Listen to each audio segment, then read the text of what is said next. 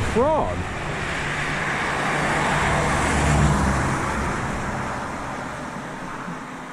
I'm gonna leave him alone, but it's a striped toad. We got everything around here, man. Sorry, buddy, I'm just gonna get you to hop a little bit.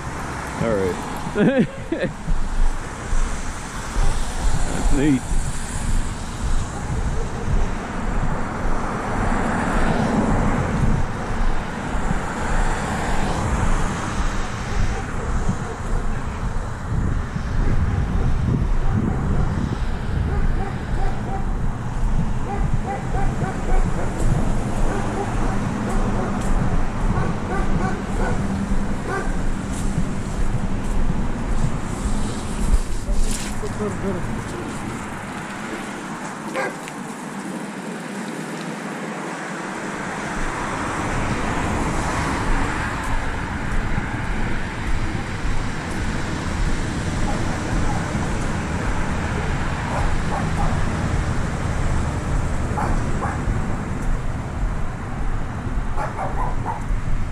Definitely counts as suspicious activity. It'll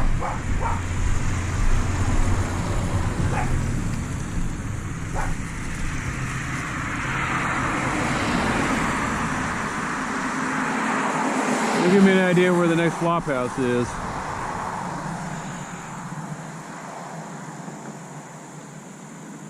Oh crap, don't stop where I think you're going. God damn it. I mean, of all the time for that stupid camera to cut out.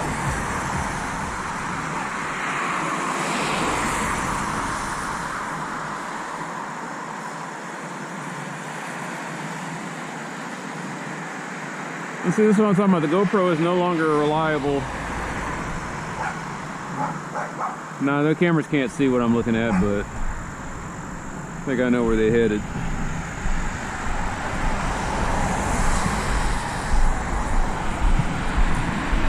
Oh man, the next flop house is on Fontana somewhere.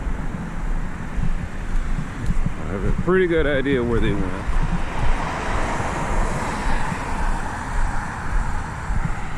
So what were they doing over here?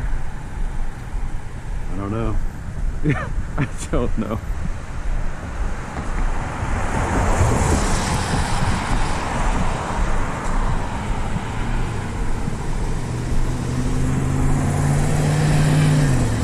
You know, I'd like to think that they were just guys riding bikes, but I've seen one of those guys. I think I saw him on next door on a camera stealing somebody's package. I was like, he looks familiar.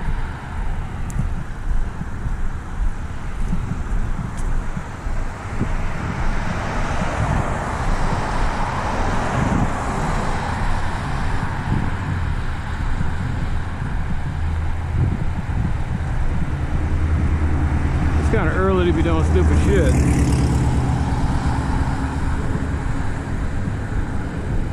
But hey, I guess crime doesn't set it. Crime doesn't have a set schedule.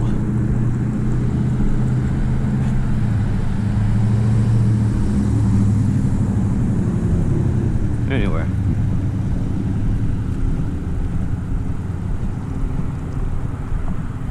I'm speculating without evidence or proof. That's how prejudices and ignorance is spread.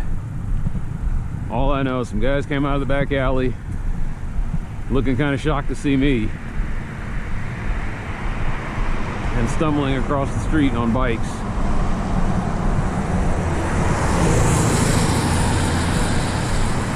That's what we know. They looked a bit out of sorts. They're riding down the alleys for some reason.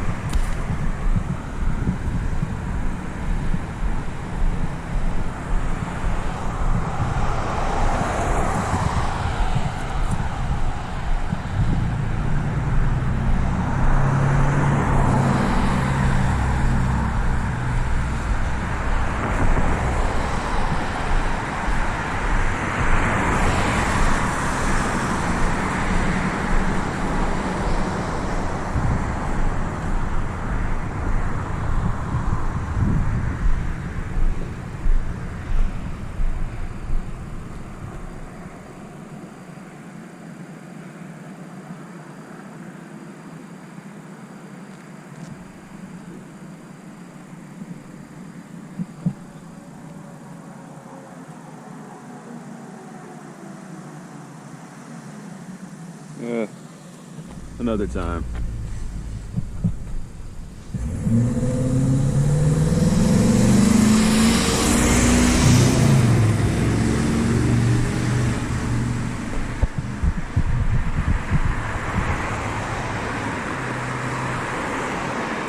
That thing is really bright. Both of them are. All right. What was her name? Benjamin? No, I had no idea that. I don't know anything about Dallas's Jewish community. Like the city, everybody's just kind of scattered, spread out. I didn't find out until the pandemic that if you go along Hillcrest, there's a big giant like Jewish community over there. There's synagogues, school.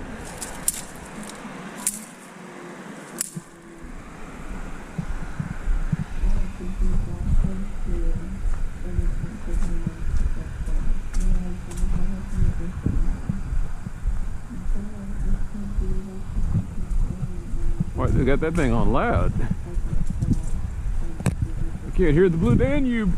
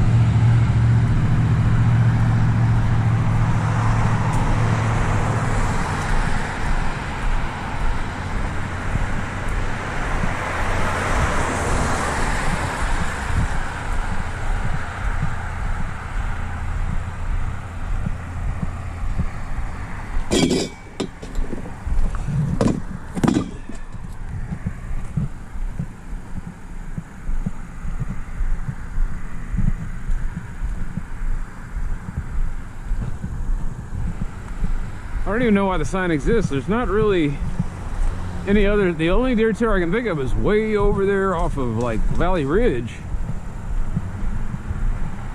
So where's the other signs that say detour ahead? What is that all about?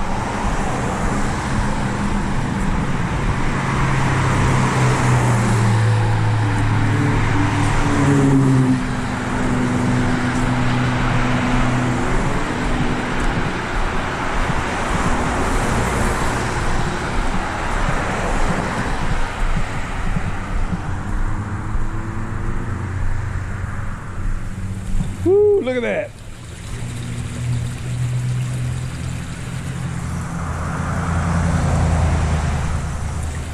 When I was first getting into the IT game, one of the terms was flow control.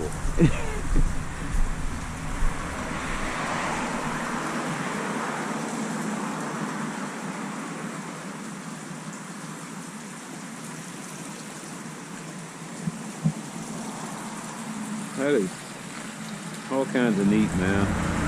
Nothing clogging it up. So where do you suppose it's coming from? I don't know, but making sure. You know, one of them might be the thing on Linnell.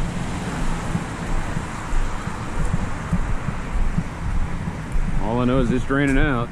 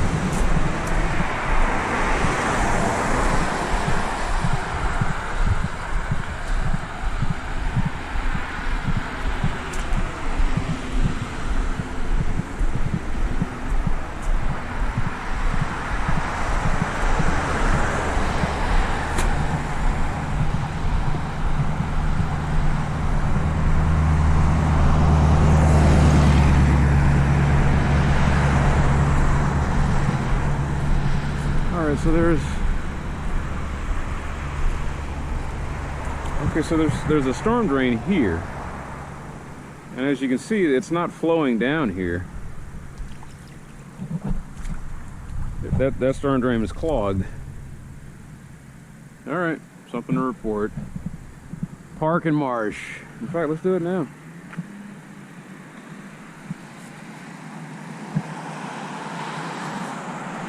No time like the present. I do not want to be sitting here trying to figure this out.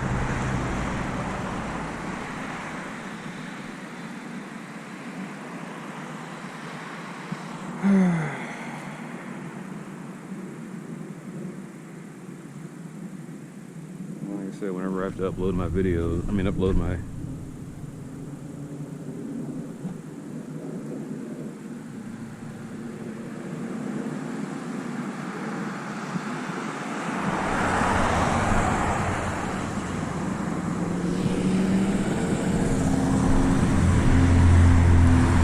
perfectly fine. Empty. This one, no. That needs some work.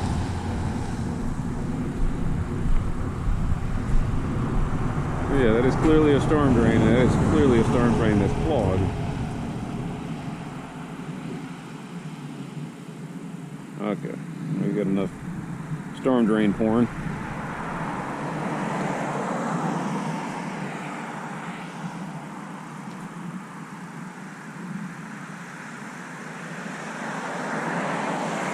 Called inlet cleaning.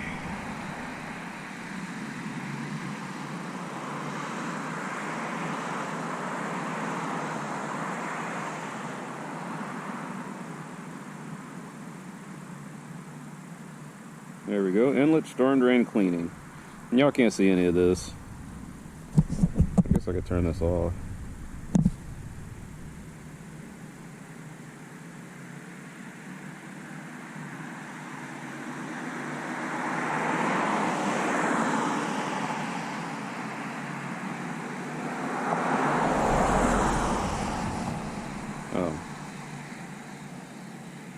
You see smoke? I was like, no, I don't see any smoke. Actually, I don't need to be standing in the middle of the street here. See, I never noticed these things. Like, before it was just, I just figured this was just part of the normal thing. It's like, no, it's not supposed to flood like this.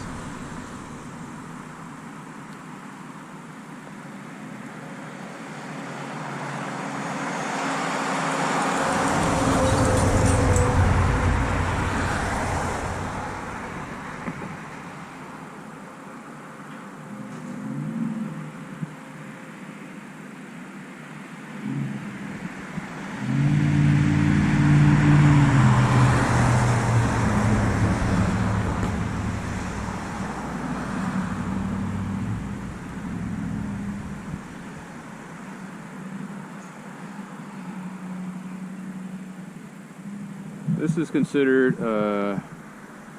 this is 3704 Park. Yeah, this is the even side. I'm starting to learn that too. No, this is the odd side. This is the odd side.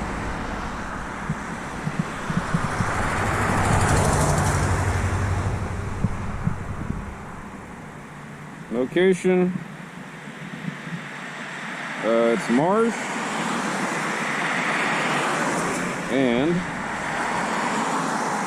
Park.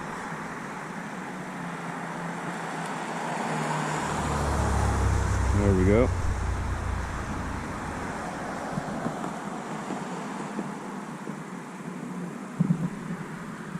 I wish I had the address over here.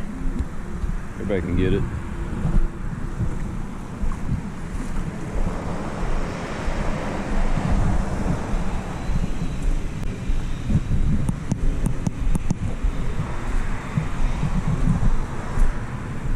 Alright, so this is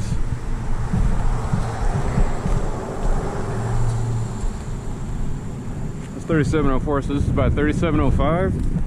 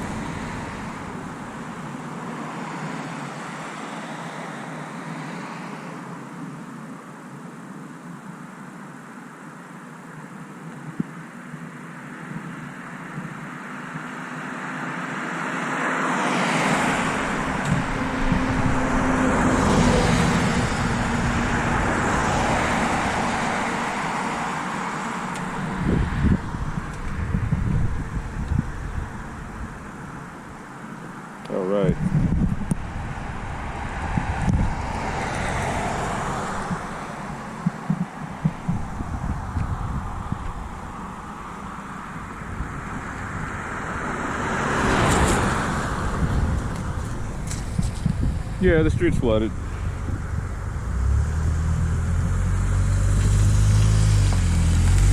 Okay. You're telling me.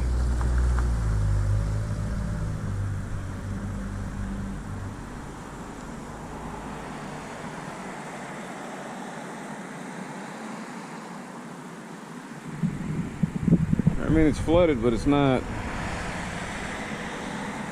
Yeah, right.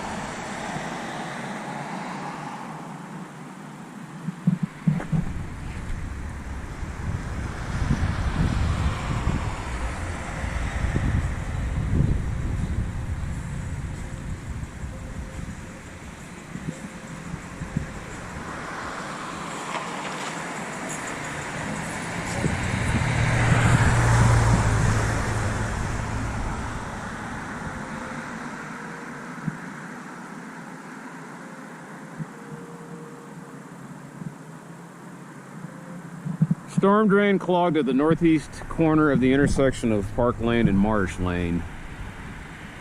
Noticed around 2025-0430 at 2158.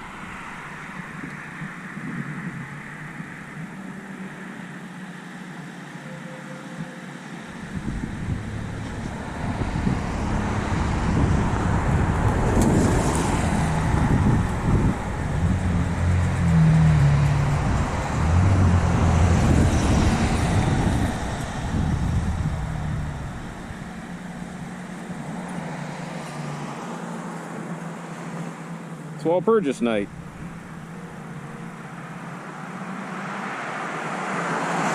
While I should be going skyclad to the open fields, I am sitting here putting in tickets about storm drains. So for all you Wiccans out there, you know, have a happy and safe Walpurgis Night. Or I think it's just Witches Night. They call it Walpurgis because they try to put a saint's holiday over it, but you know. Alright, just gonna start telling everybody my business.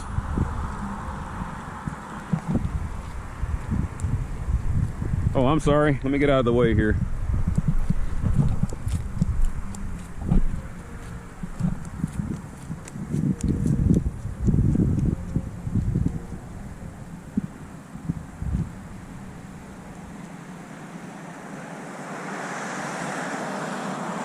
It's like it likes to linger on my contact information.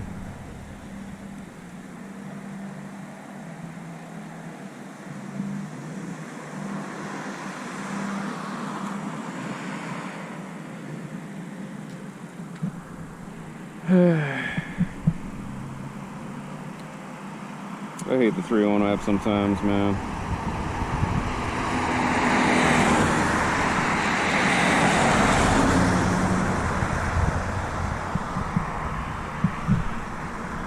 All right.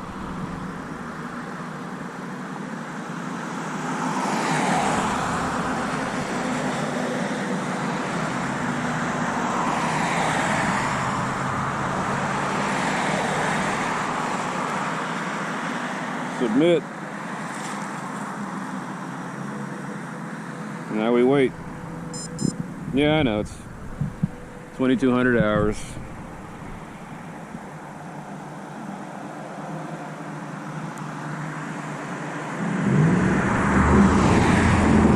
So now I'm gonna get some shit where it's not, oh, I'm sorry, we can't put this request in.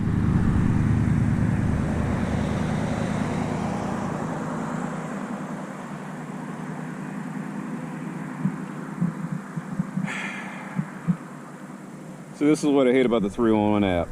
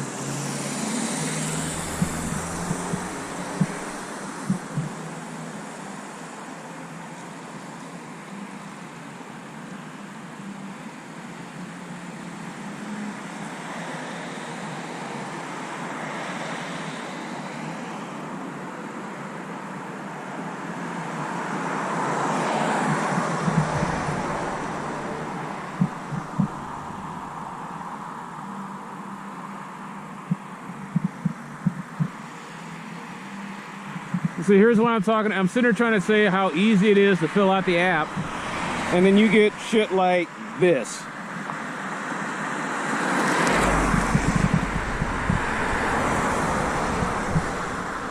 It's just a Dallas thing, man.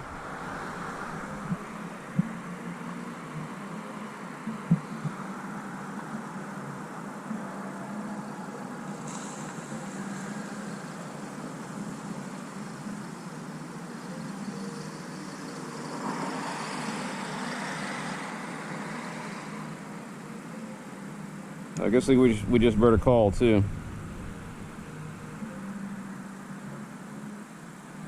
We'll just call and be put on hold for a long period of time.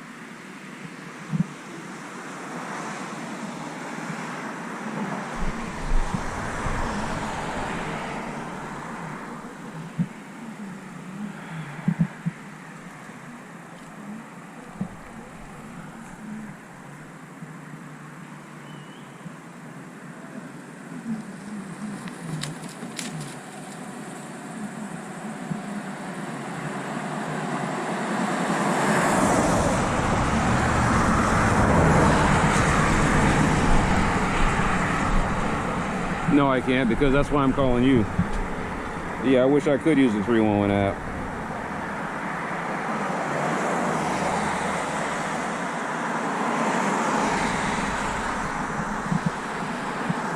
Clogged storm drain.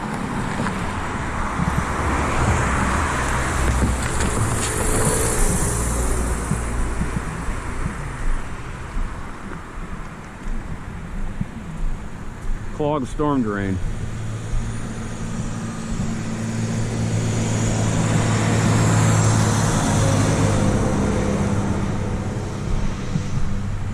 Storm drain.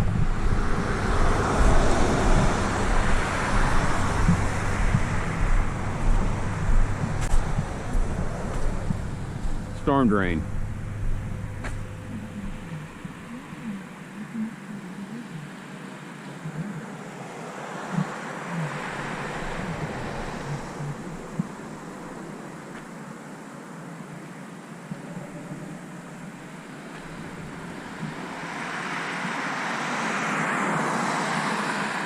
Victoria, I'm calling in to report a clogged storm drain. I'm over at the northeast corner of Park Lane and Marsh Lane, or Marsh and Park.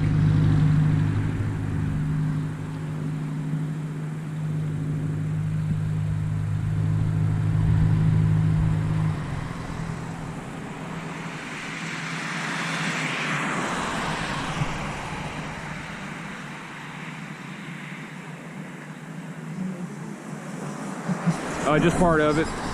Just the westbound lane.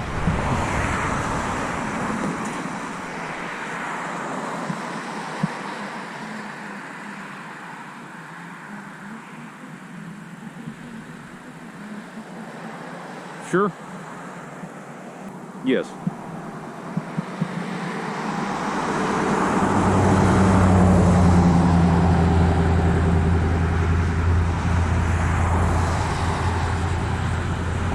All right, thank you.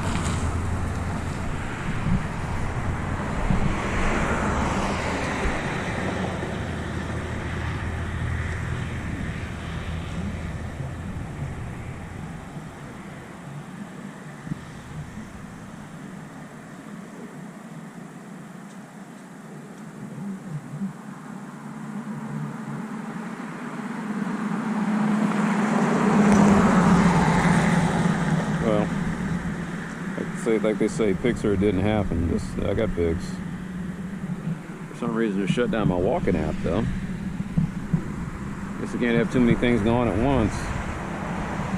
I don't know. All I know is that if you're out in the field trying to get something done, the 311 app sometimes is just not your friend, man. I'm trying to demonstrate this is how easy it is, and I couldn't. So I guess that'll be part of the video, is how frustrating it is to try to open up tickets on the fly.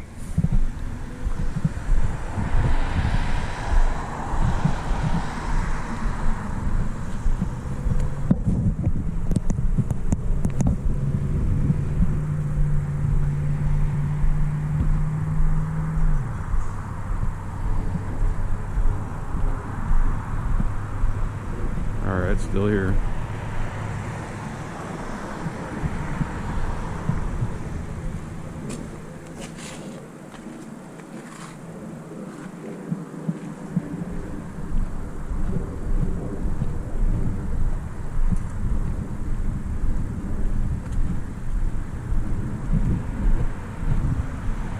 A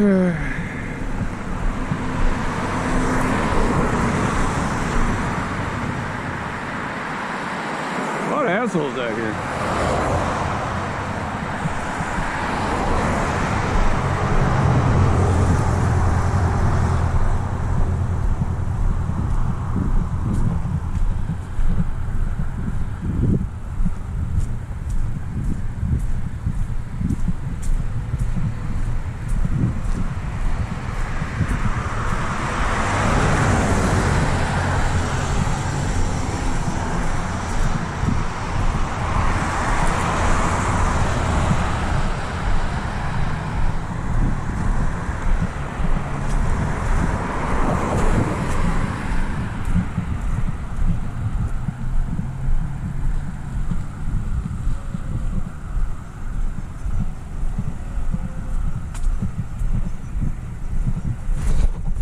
You see right there, that's a lawsuit. If I had fell and busted my ass, I could sue this guy.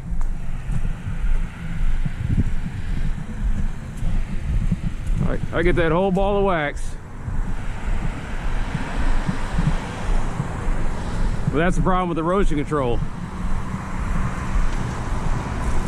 And yeah, you can call it in, but then what happens is the city can't really, like they say, well, we talked to them about it, and that's it.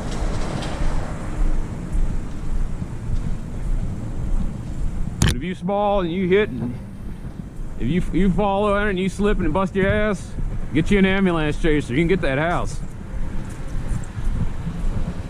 That is the homeowner's responsibility to maintain.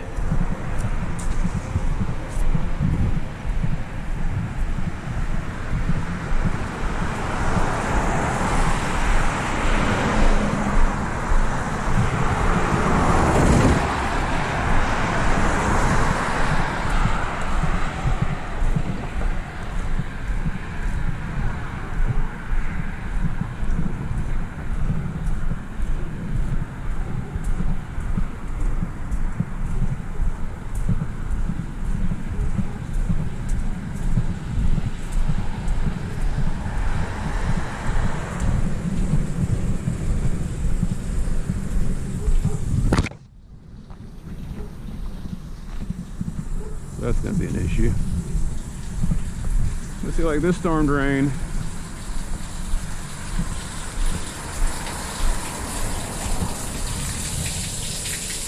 Well, that's really wedged in there.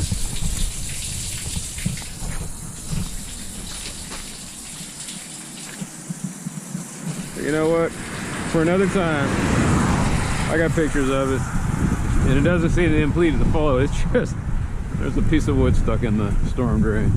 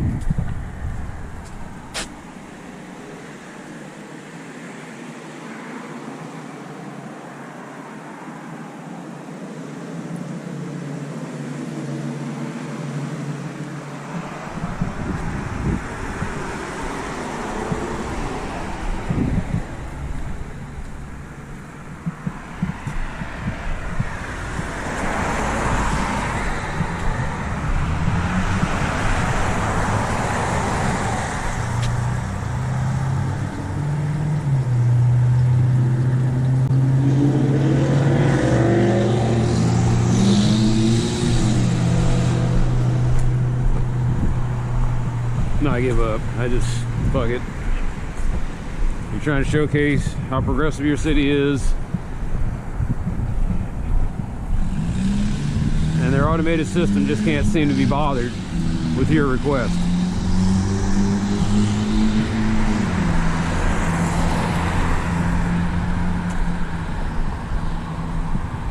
And I guess it's kind of redundant. Like they say, Pixar didn't happen. And I'm posting this up on YouTube, so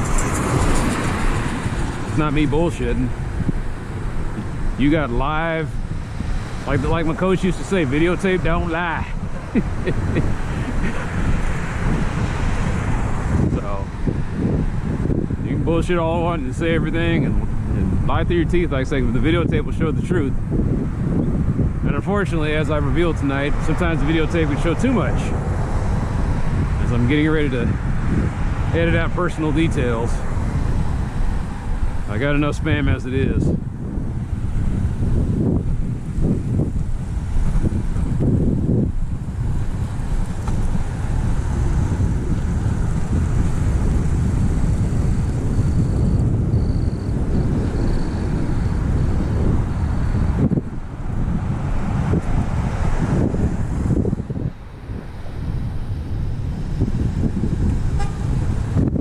Gonna go down Betty Jane Lane and come back around,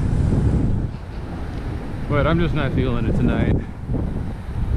Maybe I'll do it next week. Go take a picture of the clog over there on Joe Creek. Now that I've seen it after the election, something to keep my eye on, let's put it that way.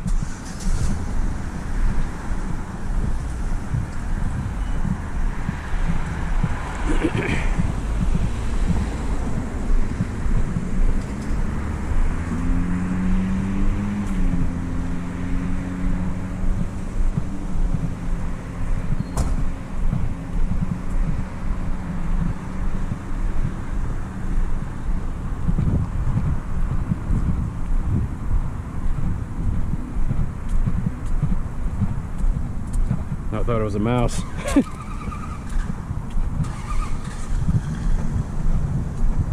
So they closed? Sometimes I come up here at like 11 o'clock and they're still out there doing orders. Maybe their light's broken. No, they're closed. Well, somebody cleaning up. No. There's a shift manager. There's somebody in there. And we would close the lobby at like 10 because I was in a lot of Domino's in a lot of bad neighborhoods.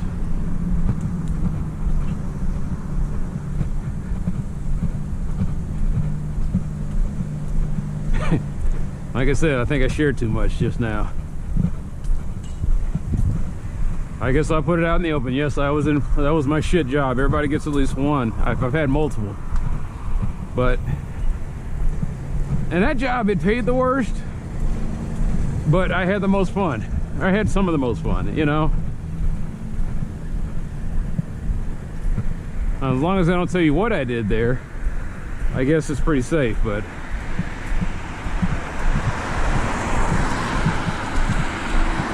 The way it works is, if you work for Domino's, you don't work for Domino's, you work... If people know, you know what, the people who are watching this and who work in fast food, you know. You don't actually work for the home office, you work for a franchise or a chain of franchises,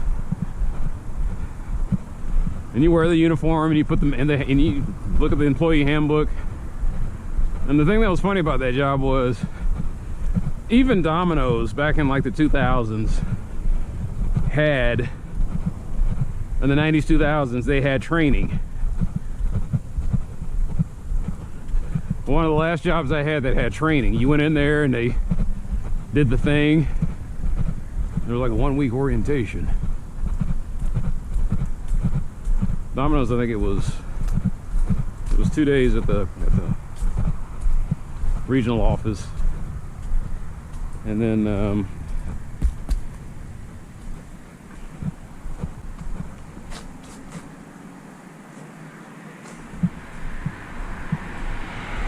it was like a day, it was like a few hours at the corporate office, and then they give you your shirts, and then you go, they say, you know, you got to pay for, you got to buy this kind of pants. They recommended khaki. But you can wear whatever you want except for blue jeans. It had to be business casual.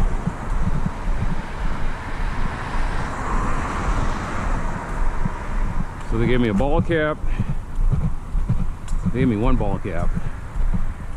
And like 2 shirts. They were nice looking shirts. They were red and blue, or one. You know, I had a red shirt and a blue shirt. Really nice material, sturdy. I'd still be wearing it to this day, except it had the, you know, the Domino's logo on there. They were fancy golf shirts.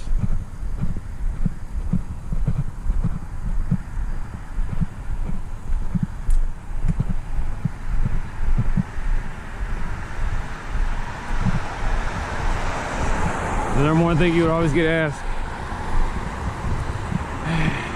Yeah, I know. The number one thing you would always get asked is, do y'all have any specials? You got to hear it in every accent. Somebody speak Spanish? Lo siento, señor. Nadie hablando español. No, I don't know. I would say it badly. Nadie habla en español. No, nobody here speaks, you know, keys. But they say, wait. You know, if you get this little kid on the line, oh, we want a large cheese pizza.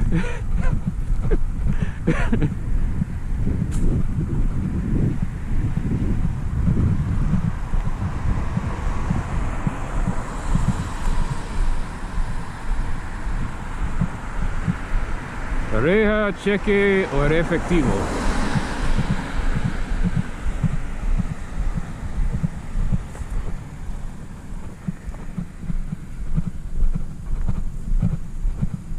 Efectivo, I guess, was cash. And almost always it was efectivo.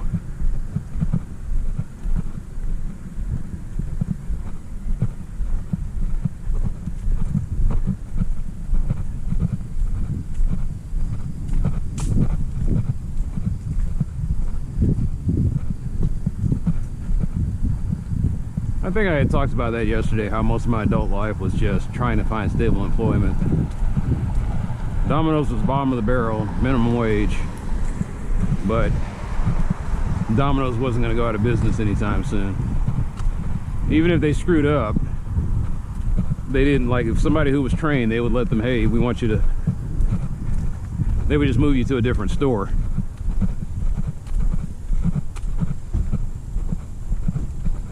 So I cycled around like 4 or 5 different Domino's.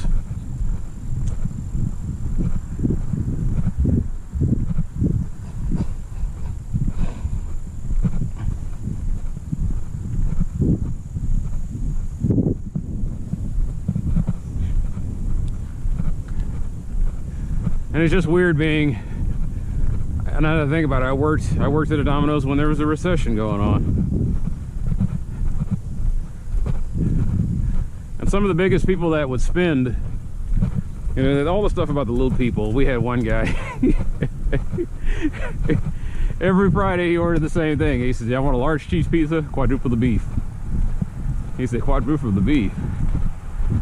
Hey, we were like, and we put a beef on there, it was never enough. And so eventually he started getting to the point where he said, can you put the meatballs separate from the pizza? And one day the driver asked, he says, why do you keep ordering it like this? And the guy says, I got a lot of kids and we eat the pizza. And he says, and little bastards go in there, they pick the meatballs off of the pizza, so they don't leave me anything. So I have to sit here and get separate.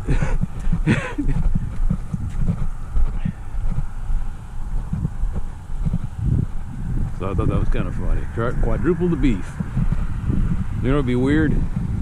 I say all this out loud and the guy says, that was my dad. Oh my God, you worked at, you know. Small world. went to one Domino's, they had Muslim customers, and they always said, make sure he uses a clean knife. I could taste whenever they use, whenever they use the same, it's the one that cuts pork. And one of our owners, he was, or not one of our managers, he was Muslim. And so he would always have to make a big show of it. The people would come to the back of the kitchen and look at the blade. And then one of my managers was a former white supremacist. He said, I ain't doing all that shit. He said he wants to come in the kitchen. He says, no. It was up to the manager's discretion.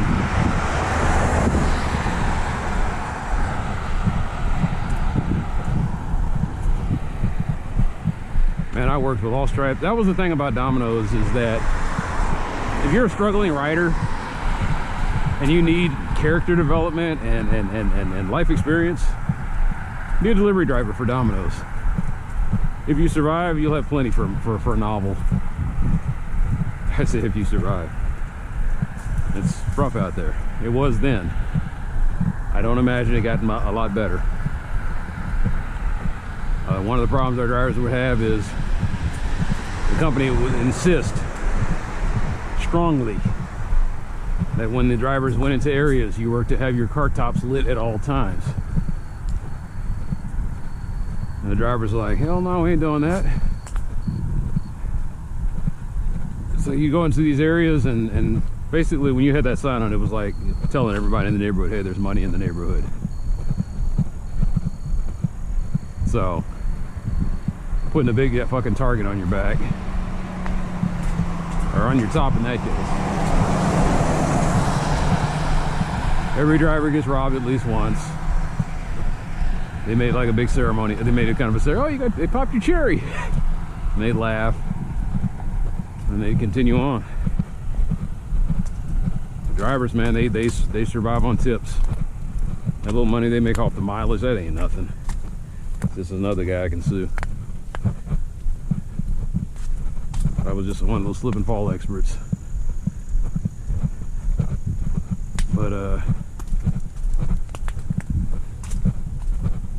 yeah, they made money off of tips, and then like drivers would sit there and fight over certain houses. Oh no, you're not going there. And it was like, because somebody gave a big tip the last time. And like I said, the biggest customers were corporate. Like you had a corporate or a company event, that was money in the bank. Because what was going to happen is they were going to ask for a lot of pies, a lot of sides, and usually they chipped generously. Hospitals are a great source of input. Hospitals were always ordering, and they always made big orders. We had one issue where it was the ice storm was going on. Let's see, here we go, giving way too much detail. It don't work, huh? Wait. It does. I just didn't wave.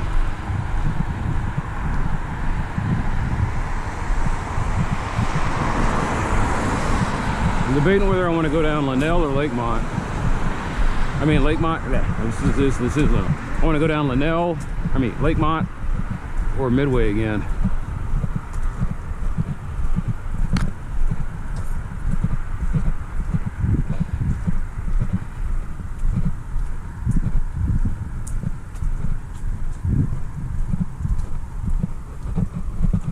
I'm gonna go down Lakemont. I just got a feeling there's something I need to see. Anyway,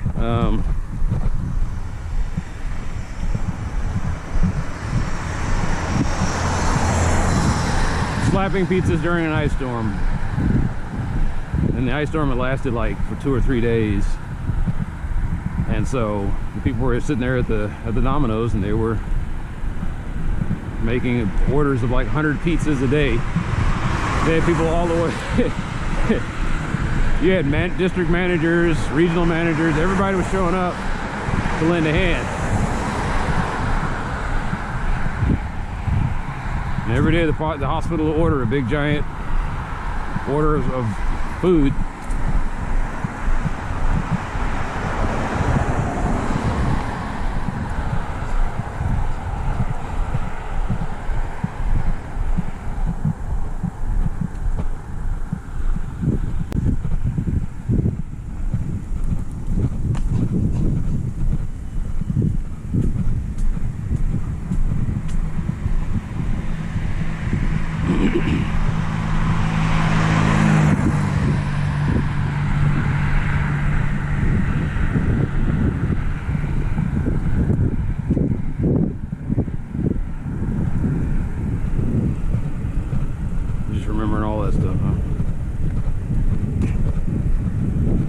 fun jobs I had were the ones that were the lowest paying.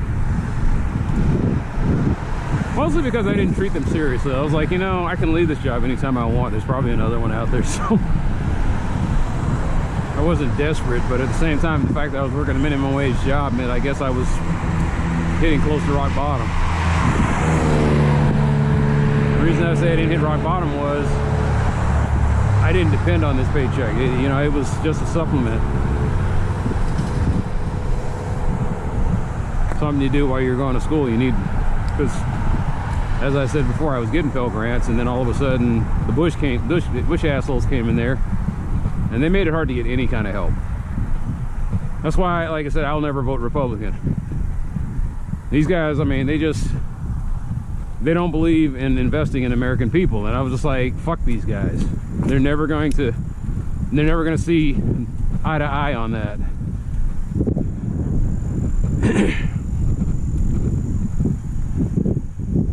They think that people living in crushing poverty is character building. But living in crushing poverty, all it builds is psychological scars. And anybody in the medical establishment can tell you, sometimes scar tissue is not always a good thing.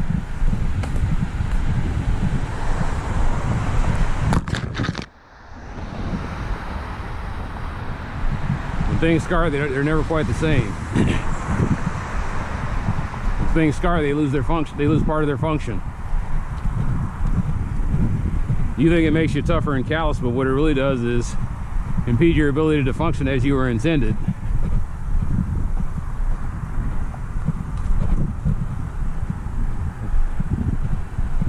They always say hard work builds character. No, hard work builds mental scars.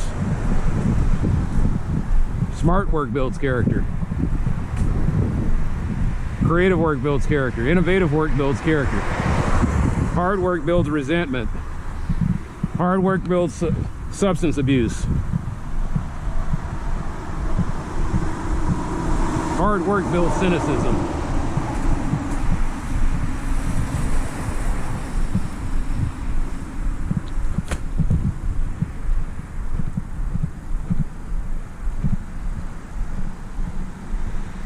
Oh man. So herein lies the problem. Okay. Like this house is new and they're already having foundation problems. And I hope they went and got piers put in. I hope that they didn't get these guys sold them concrete push pilings.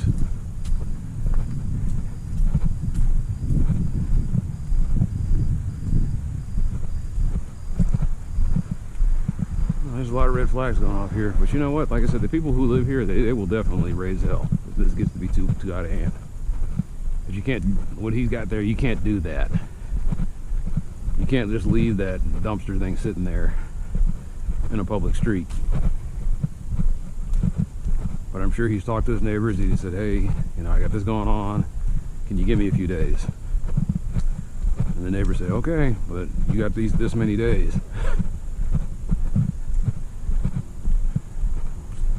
Now, those guys, like I said, because of the weather, that adds an extra day.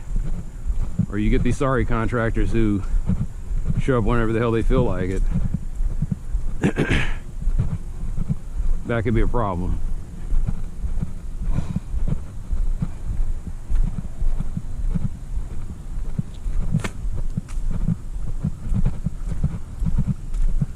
It's weird, it's not raining, but it's not dry. Like you're out here, I'm out here, and there's this little drizzle that's been circling around me the whole time.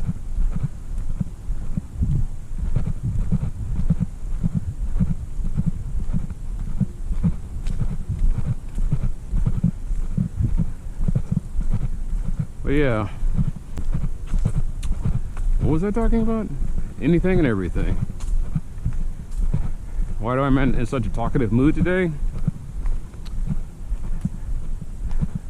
I think that clogged storm drain got me energized. Just, I'm fuming about the fact that I'm sitting here trying to demonstrate. I was like, the city of Dallas is not that bad.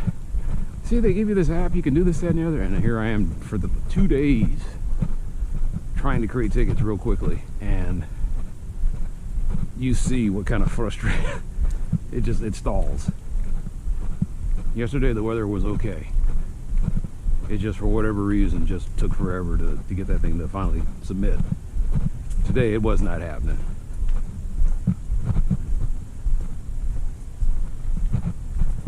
But the weird thing was, I got the 3-in-1 real quick. I was in there. So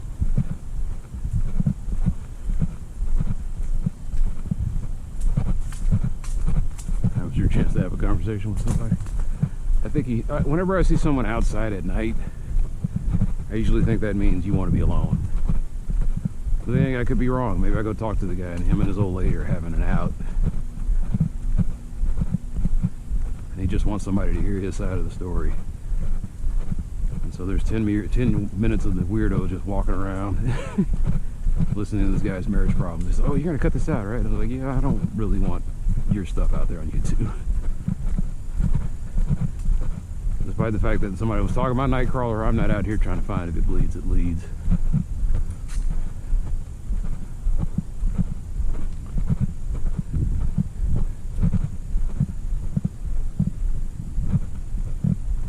The car is still there.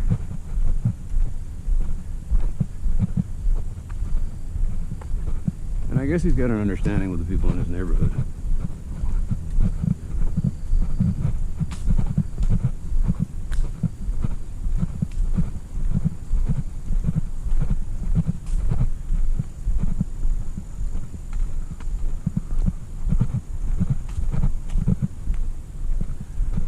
I'm listening to the classical music, or the orchestral music here, and they got that song that everybody knows, the funeral march. They always hear that one part. Dum dum da dum dum da dum da dum da dum. They don't hear the rest of it. It's a long piece.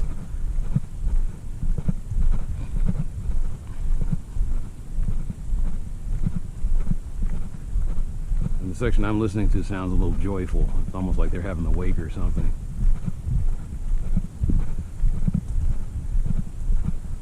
But eventually, you got to hear the theme, and the theme tells you this person is dead.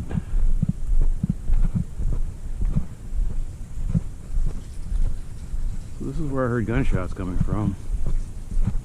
An indication of where, you know, and I think that it's not really like, I can't see. I think what happens is there's some kids that were driving around, joyriding, and they would just stop at a location and just fire off a few rounds and then drive off.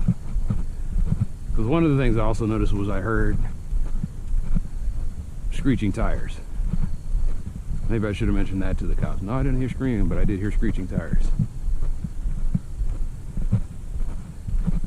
So there's a group of teenagers, or it might be grown-ass people with a defect, and they just go around popping off rounds.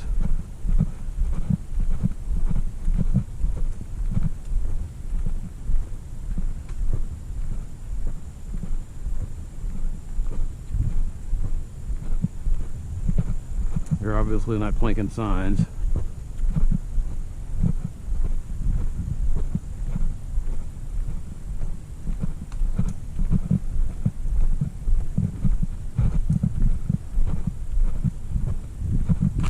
Yeah, it's funny that Park Lane is a four-way stop. No crosswalk. Should probably put in a request for that.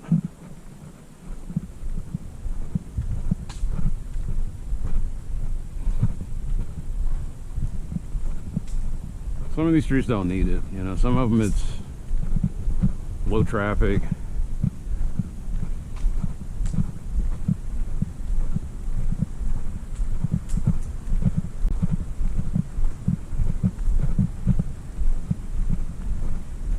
I'm sitting out here and I can see my breath. So the pressure, humidity, and temperature are just for the conditions to where you can start seeing the water vapor.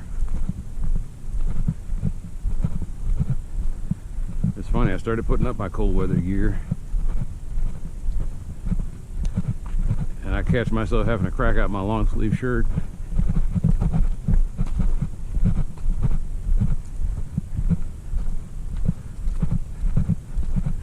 I did not expect to see so many homeless people walking around this neighborhood, though. That was, I guess they got washed out somewhere. I'm trying to think where, I guess the encampment's along Joe's Creek.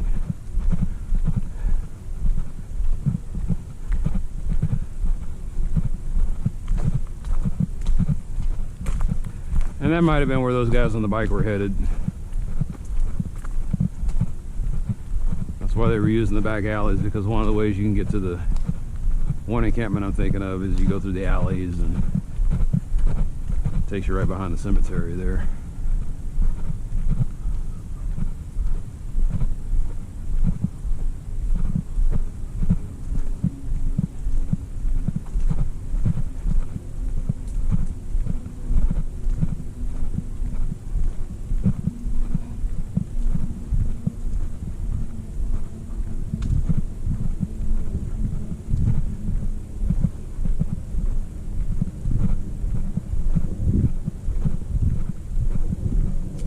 Time. I used to, one of the things I would do is I would go up this and go around, and I would go down each of the individual streets, and it would start out, I would go down Clover, and then I would go down Lively. And Lively was an interesting street because it almost goes completely to Marsh Lane, but then it has to detour out and go straight into Park Lane. I'm sorry, where does it dead end? It doesn't dead end in Park Lane. It dead ends, I forget where it dead ends. But it doesn't go straight down, it curves around, and it was one of the first spite streets that you're gonna hit. I mean, I call them spite streets. I can't think of anything else to call them, where someone purposely made it to where, you know, they defeated the grid. For whatever reason, maybe it was racism, maybe it was classism, NIMBYism, whatever you want to call it, but it was a stupid, selfish reason. They made these streets where they don't follow a grid pattern.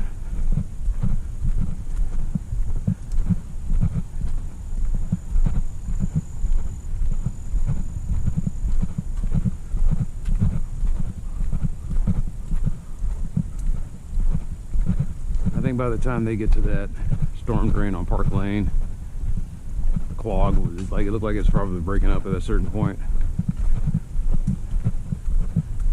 Just pissed off because, like I said, I wanted them aware of it. I wanted them to see, you know, there's pictures, there's videos, there's evidence that this is happening. Or maybe they know. I can't imagine I'm the only person that calls this stuff in. It's just that the other people aren't walking around with the Dorcomatron helmet and a camera strapped to their chest. Maybe they tried to use the 311 app and they had the same results I did.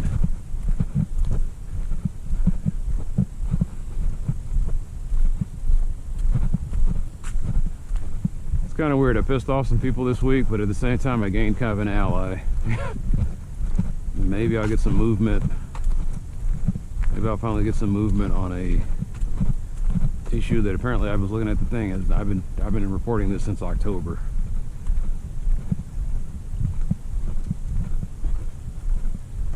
And the city of Dallas has not moved on it. So I'm sitting here maligning TxDOT, or at least it sounded like I was maligning TxDOT. I mean, it seemed like TxDOT was partly to blame. And I actually got a hold of somebody and told them what was going on. They said, I don't know why they told you that. I'll take care of it. Fingers crossed.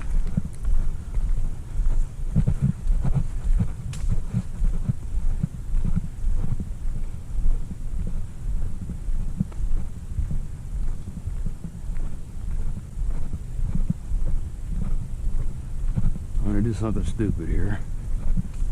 I'm gonna go up Dunhaven. Don't get me wrong, I trust the people. I just, like they say, trust but verify.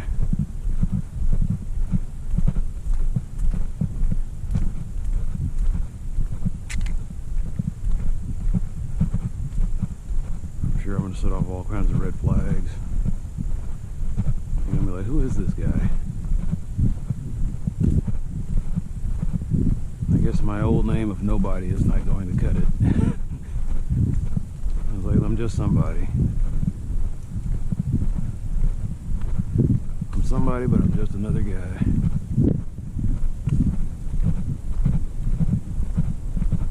Think about Stephen Smith. I said, is he gonna, he's gonna have the label of just another guy?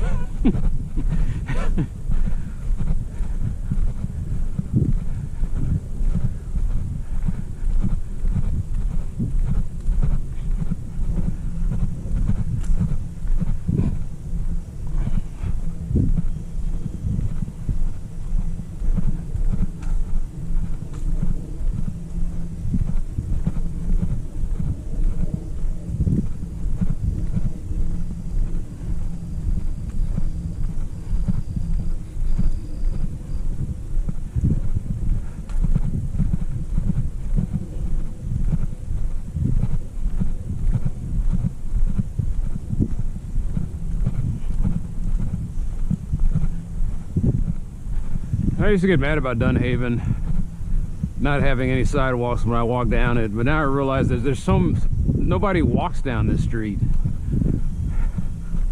I mean, nobody drives down this street, so you can Dunhaven is almost a perfect place for bikes. It's just that once you get past Mixon, that's where you start hitting the riffraff. The people that park all up in the street and got it all blocked off and drive reckless down the street. Here it's relatively clear.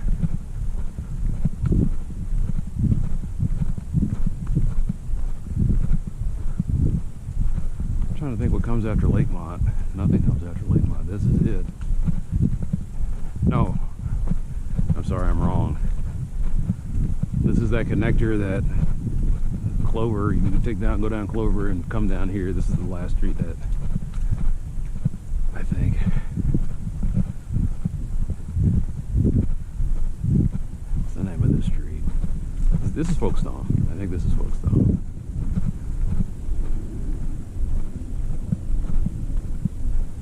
Pretty sure this is Folkestone. And then after that, you hit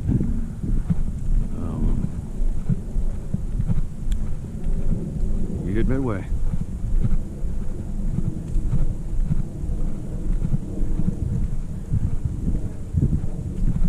Yep, I was off Glenmere. I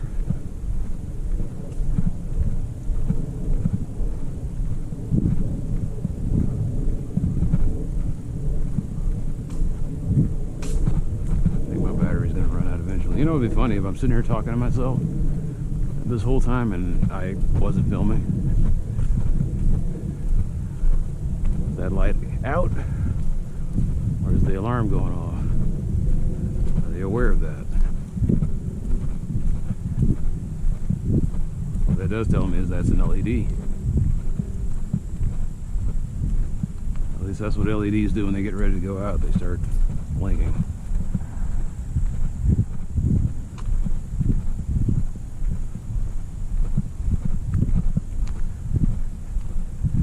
It's funny to me how that's one of the beautiful things about capitalism is, and I know some people will disagree, but I can't believe how easily and how ubiquitous LED lighting became for the last 20 years.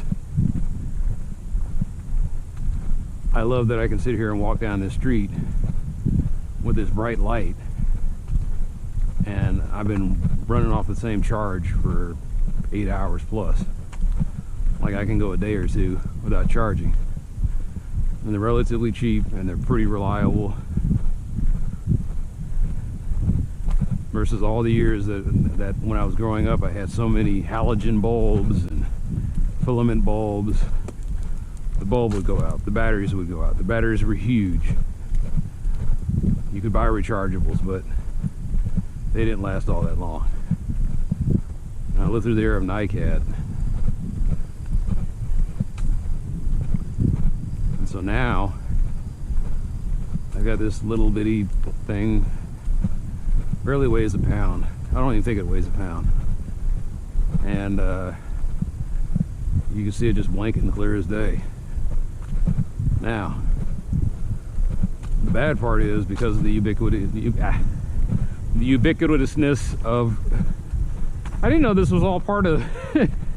The Williams Hill Overture has so many different parts to it.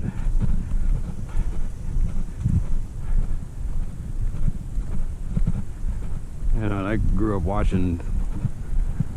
I had a parent that loved watching Westerns, and so Lone Ranger was a big part of the thing. Anyway, LED lighting. Big source of light pollution also, though. And then our eyes are kind of being messed up by the type of light that it produces. The blue light versus, you know, the orange or yellow light. That's a whole other issue. And far more qualified people than me have been talking about it.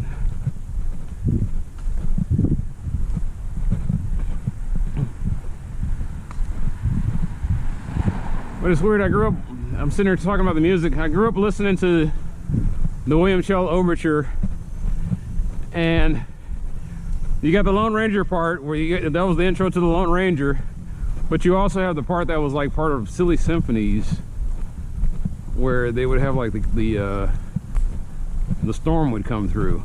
There was one where it was I think it was an old windmill or something. It was a beautiful piece of animation.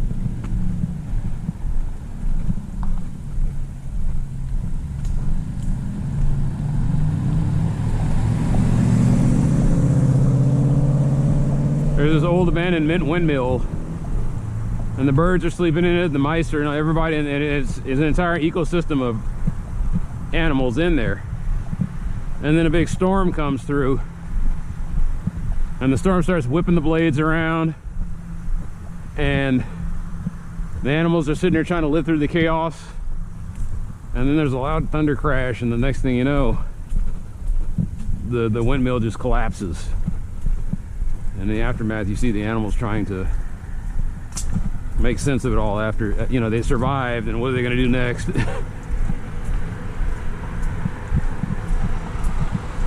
I'm just trying to figure out who pitched that idea. Like, where do you get your inspiration from?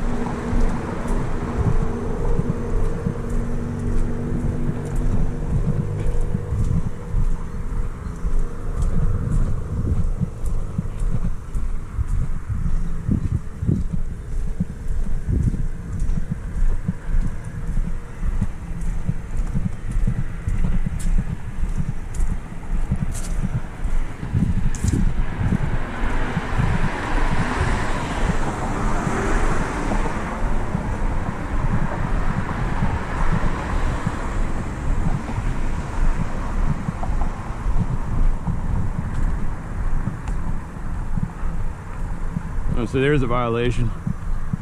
Branch is covering up the sign, you can't read it.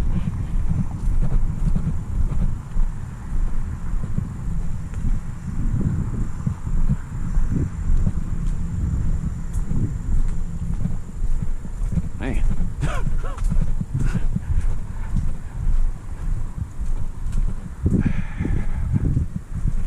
No, I didn't, you know, the Williams Hill Overture, like I said, it goes different places. It starts out and it's all sweet, melodic, and pastoral is the word I'm looking for, pastoral. And it culminates into what you hear, into the Lone Ranger's part.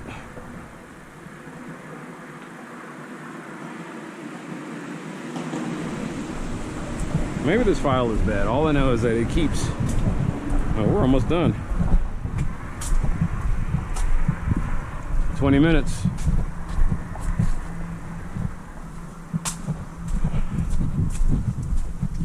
I will move on to a new song.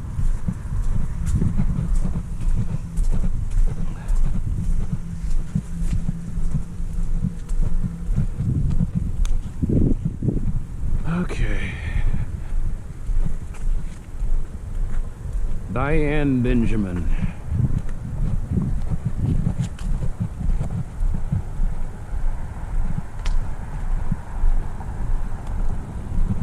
No, it's just a combination of things. You gotta... Is Diane Greek? I think it is. Diane is Greek and Benjamin is Hebrew. Or romanticized Hebrew. I have no idea what the original spelling of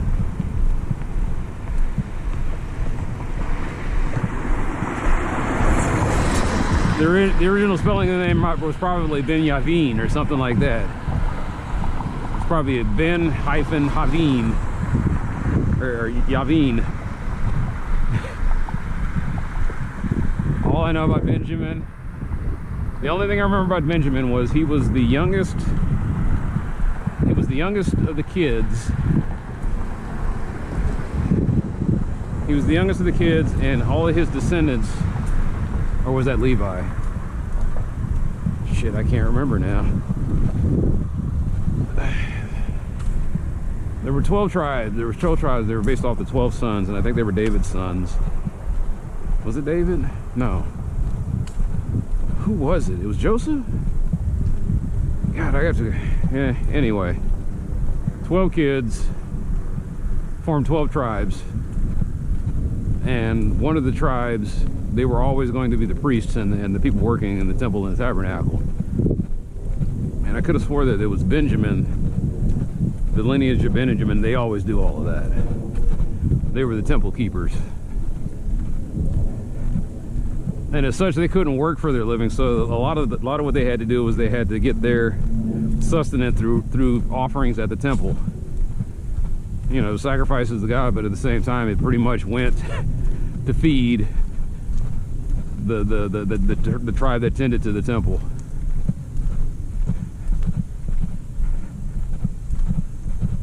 Like, I don't know if I got that Benjamin is the right one, because then I remember there's Levi, where you get the term Leviticus, and that was the books of the law. Those are the people that kept up with the law, and they were all about this is what you can do, this is what you can do. You can't wear garments of mixed fabric, and can't do any work on this day, and if a person's bleeding or has a sore or some kind of wound, they have to stay away from everybody else for like 12 to 40 days. Like, that's the weird thing. You're sitting there reading the old, I was reading a lot of the Old Testament. It was just this weird stuff like telling you how much, it was just basically laws and regulations. And you're like, where's the spiritual significance? It's like, there is none. It's just, this is, you know, they used the base 12 system or some kind of weird base system, and this is what dictated their whole law and logistics. Leviticus is the book of law, and then Numbers was like the book of logistics. This is how big this is supposed to be. This is how wide this is supposed to be. This is how they built this. You know, this is how many units. And you think it mundane, but then one day it's like I said, your civilization collapses, and then people need, and then future civilizations, if they exist, need some kind of reference. And so that's one of the reasons the Bible endures, is because they had written down everything and preserved it pretty well.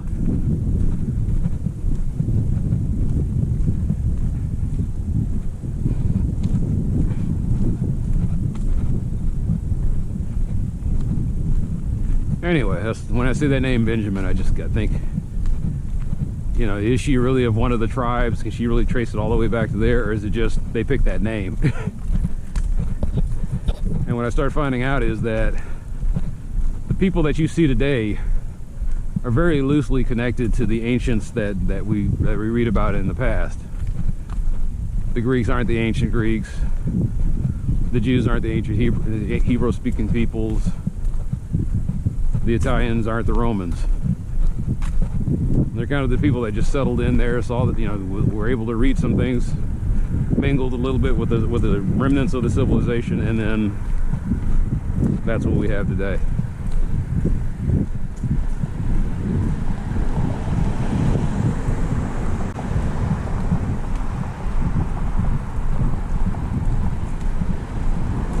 And you can sit there and you can argue and you get mad all you want, but the DNA tests are proving that. It's like, you're not 100% anything. It's like you're kind of a mixture of this.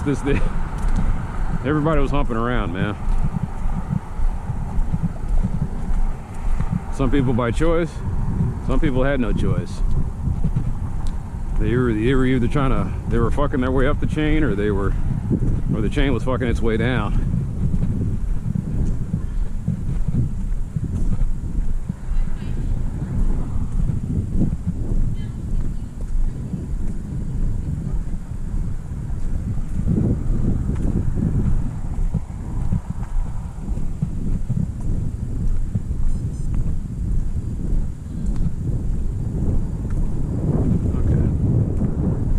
Parking lot congregation.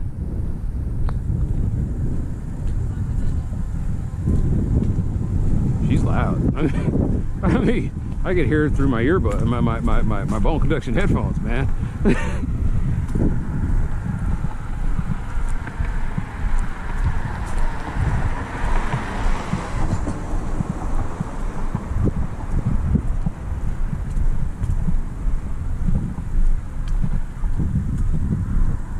So I have no idea what I'm listening to here, but for whatever reason they're playing Amazing Grace on an oboe. Is this how somebody's... So I guess it's an American... The symphony, that's what symphony music is with you.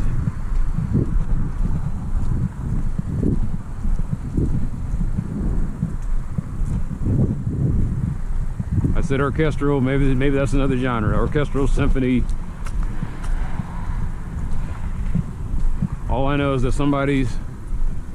So far I've got an oboe, a piano. I think I hear an organ in the background too.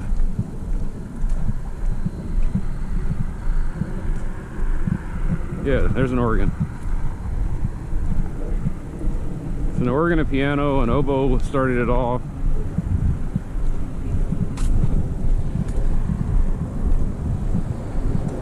What kind of organ? Sounds like pipe organ.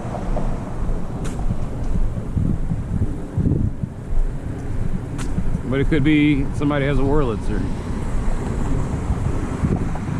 Is it Wurlitzer? The electric organ.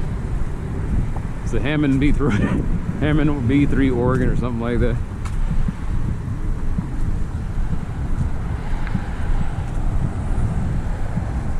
So they're one instrument away from being some kind of Amazing Grace concerto.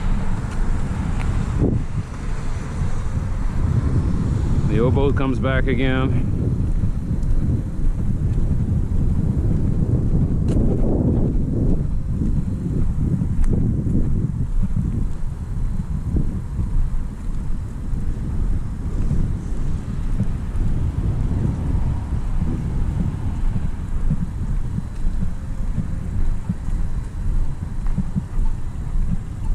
Wait.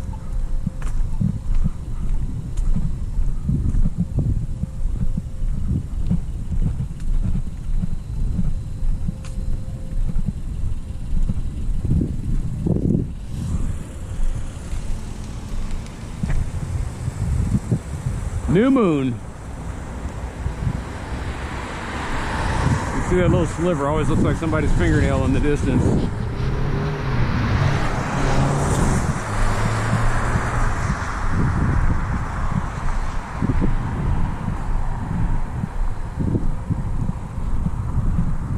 You can tell they're young because that's just stupid drag racing on a wet street. Like, okay. The definition, literally the definition of spinning your wheels.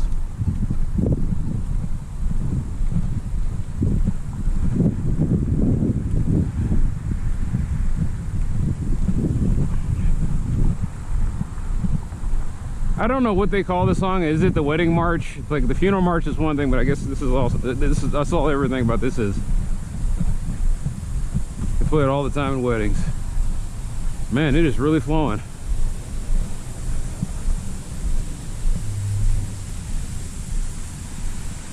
Oh yeah.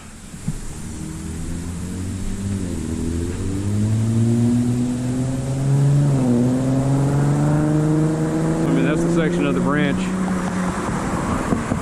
That's the second section of the branch that... All right, cool.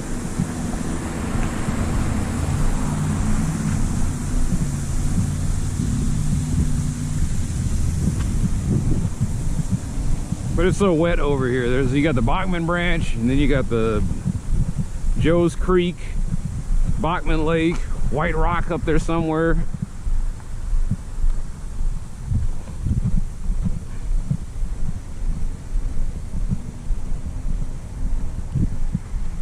probably missing another piece of another water section around here. I guess that's why that toad was out. Came out of one of the storm drains somewhere and just kind of see what eats was going on, and there is plenty to eat. And unfortunately, he bumped into me.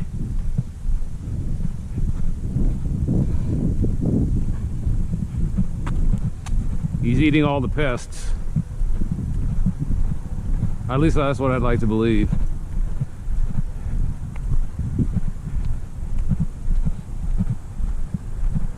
I can tell there were no birds of prey out there, because sometimes I've had, especially coming up here on Watauga, and I'm running up and down the hill, and a bunny comes hopping out into the street.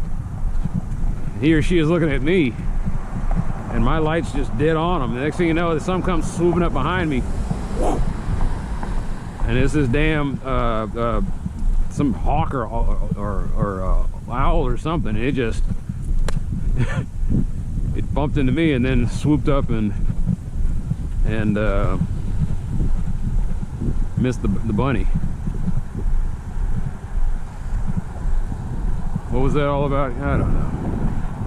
Maybe he thought I was in distress. I was like, well, you got the flashing light? And I was like, so somebody doesn't hit me.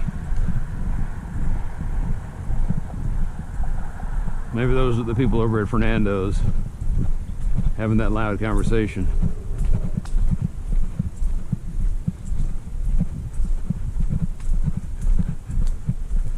I don't even know if they said anything to me. I would have heard it. I mean, usually people yell and they go, hey,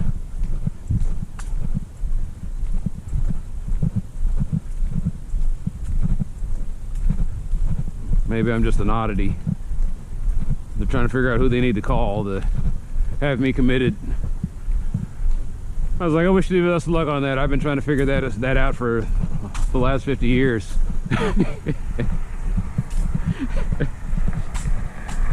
I need to be in a padded cell. I just need to figure out what kind of padded cell.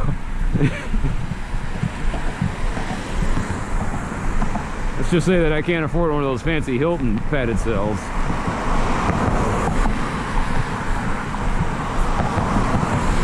So I'll probably be getting the one that's smeared with an interesting assortment of bodily fluids. We don't have those anymore. We don't have, not bodily fluids, we have plenty of those. We don't have like the government mental institutions.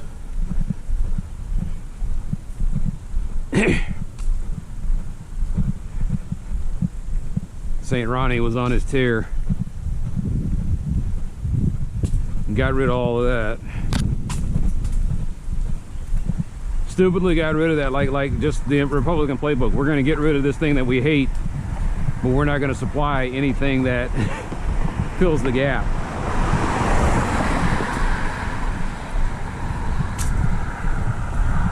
Create a hole and then just ignore that the hole exists. Problem solved. I was like, no, you left a hole, you need to fix that.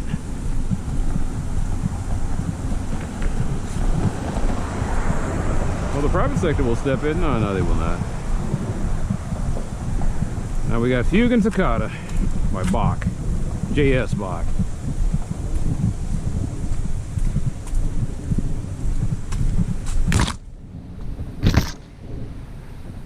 You've heard it in 1,000 horror films.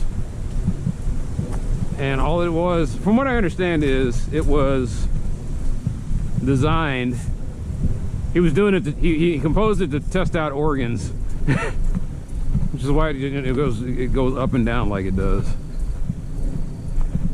You're really putting some pressure on the bellows. So the most iconic piece of music that we've heard in the 20th century is a sound test.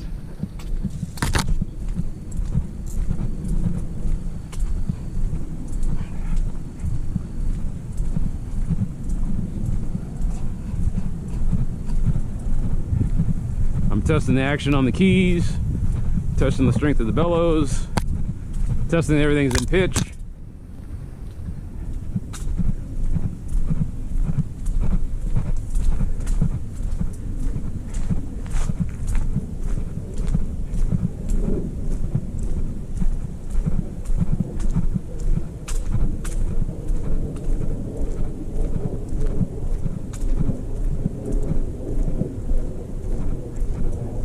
creepy to be listening to this while I'm going on a dark street.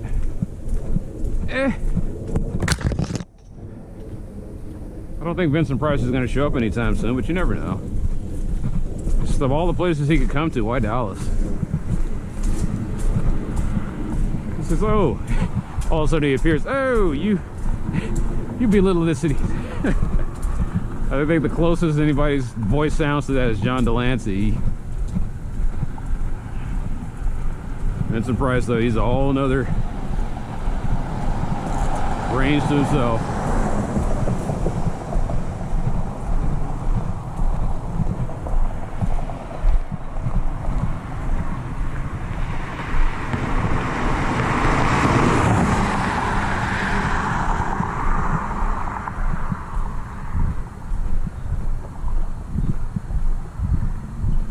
Okay, so you see, the fog doesn't help.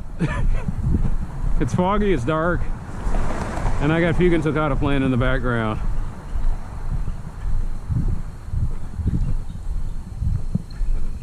Well, I guess this is where the Ted Cassidy-sized monster shows up and wraps its big hands around my head and starts squeezing.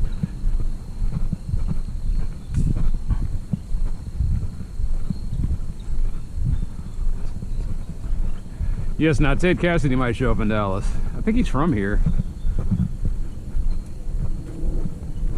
Or he was from here.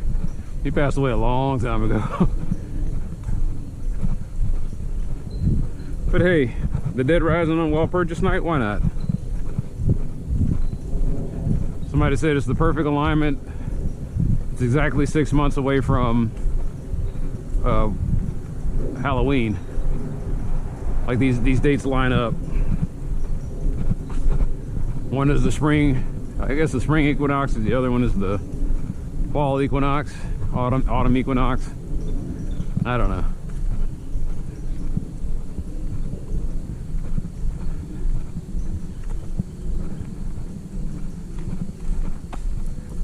Don't think I'm gonna bump into anybody going skyclad tonight.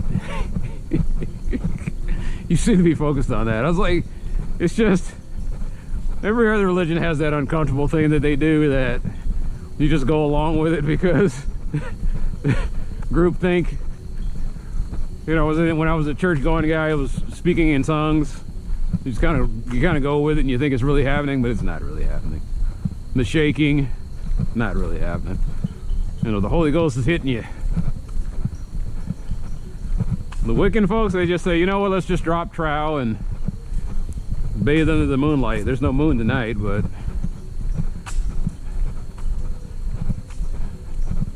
I say drop trout, but I mean, you know, you just everything, the whole 9 yards, the whole Monty, the full Monty, excuse me.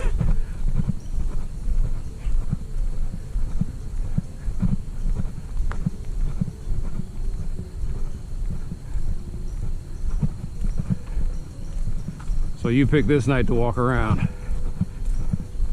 I was like, hey, of course I'm not the kind of satanic sacrifice I think that anybody would want. Well, not satanic. Well, you know, they always used to tell us all these weird stories. Be sitting there in the church thing and they say, you know, on nights like this, they would tell us about Halloween. On nights like this, they go around looking for blonde-haired, blue-eyed children to sacrifice. And you'd be sitting there and there'd be the two girls. The two blonde-haired, blue-eyed twins gasping. So I say, well, I guess my ass is safe. Some guy's riding around in the black van with the red pentagram painted on the side of it. He just looks at me, he says, so how about that black kid? No. Not him. I was like, I'm hurt. I think I'm worthy of human sacrifice. That's racist. Sometimes racism can work in your favor, like Dave Chappelle was talking about, or just Jesse Jackson, or all the people in general. They were saying that black people make bad bargaining chips. Black people aren't taken hostage. One of the things they were doing was, I think it was the Iran, it was one of those revolutions where the guys took, or maybe it was the Cuban thing, and they said, let the black passengers go. They've been through enough already.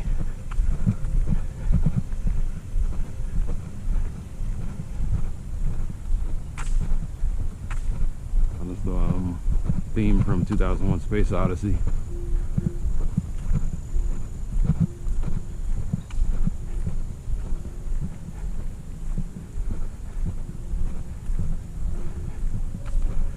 This is Brahms' Lullaby. I didn't gone from Fugue and Toccata to Brahms' Lullaby.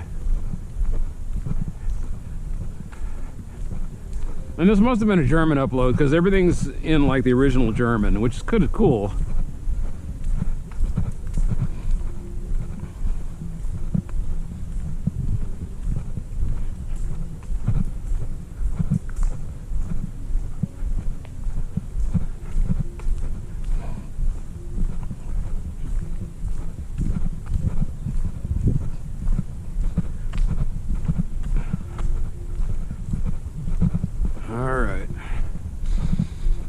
Smell the sulfur. So my guess is that the rain churned the stagnant water and the microbes aren't communicating like they usually do. Either that or they moved on. You know, the life of a microbe, you go you go wherever the macro universe takes you. Now I can sit here and talk about the bacteria like you know, oh, look at those little lesser creatures. They can't control where they're being taken. Meanwhile, I'm riding around on a blue marble being flung around the galaxy. No idea where I'm going to be over the span of 254 million plus years. And then that blue marble, that insignificant blue marble in that sea of 200 billion plus stars, is being pulled toward a giant galactic cluster. They have no idea why it's being pulled toward that giant galactic cluster.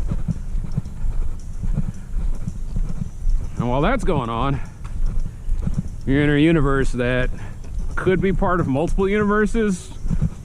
Can't really, like, the light, we're limited by the fact that we use light to detect everything. So if there's multiple universes out there, I don't know what they would use to detect them. See, like, that's flooding.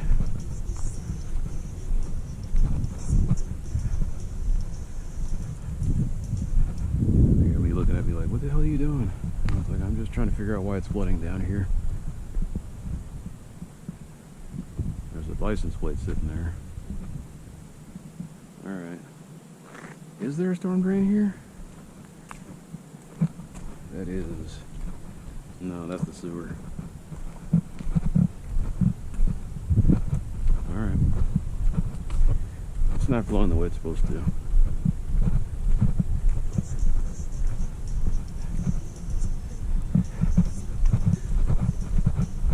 It's a hell of a gear change. I go from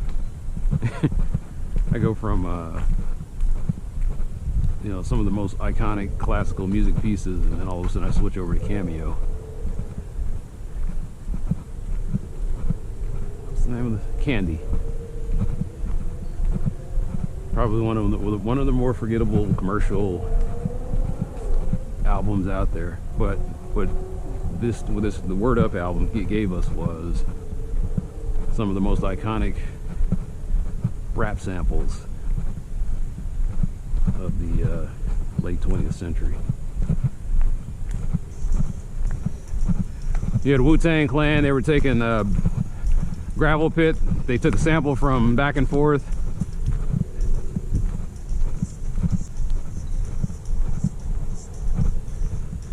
I'm pretty sure somebody sampled from Candy too.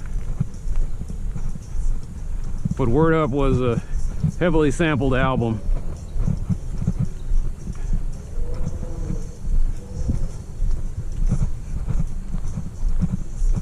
Are you a music?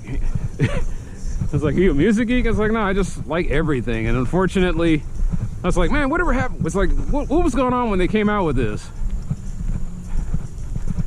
You know, you listen to the Chicago stuff, and when they first started, when they were the Chicago Transit Authority, and you're like, man, that must have been so much fun to work with these guys, and these guys must have been so much, you know, they must have really been in harmony. And then you read about the fate of the lead singer. A troubled soul with a beautiful voice. taken too soon, or who gave up too soon. You would think that, but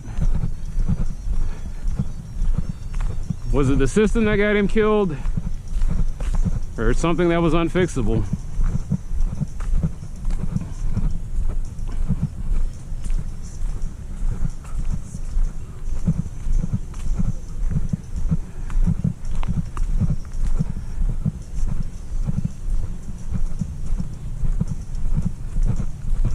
It's weird how we focus on the damaged musicians, and it's the ones that aren't damaged, that live long, productive lives, that we barely give any passing mention to, but they innovate and they change so many things in the music genre.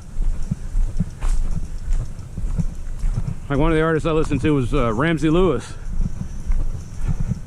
Highly educated, very respected, but you're not gonna like his songs aren't gonna come up in anybody's. They barely come up in people's playlists. He's not very well talked about, but he sprungboard a lot of artists and helped out a lot of people and innovated a lot of things.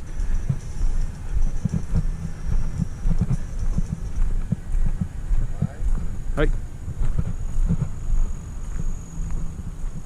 man, my goggles are starting to fog up, which means that there is an interesting temperature change going on around here. It didn't fog up until I got to here. Why is that? Pressure's just right. The breeze might have stopped too. Man, I was doing good until this point.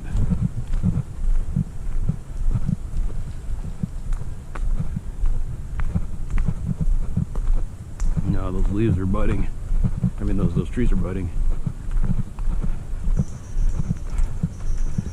I think someone mistakenly told me that those were, I don't know if tobacco trees are the ones that have the big thick leaves and the big thick leathery leaves, and then they have these white, beautiful white flowers that bloom.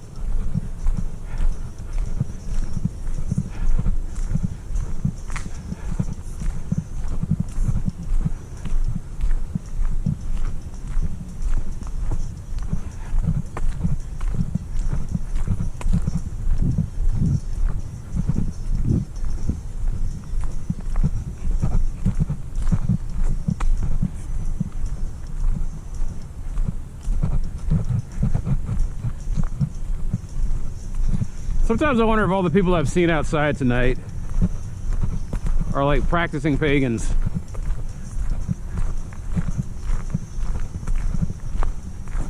And they look at me and they're like, he's not one of us. I was like, yeah, you're right. I don't just pick this night, but I do know what's going on tonight.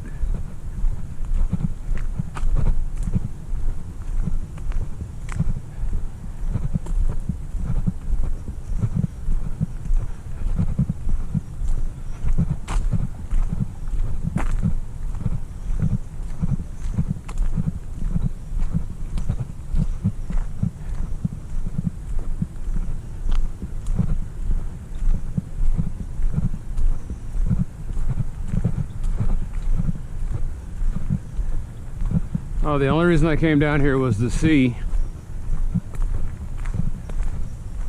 what might have got changed or fixed.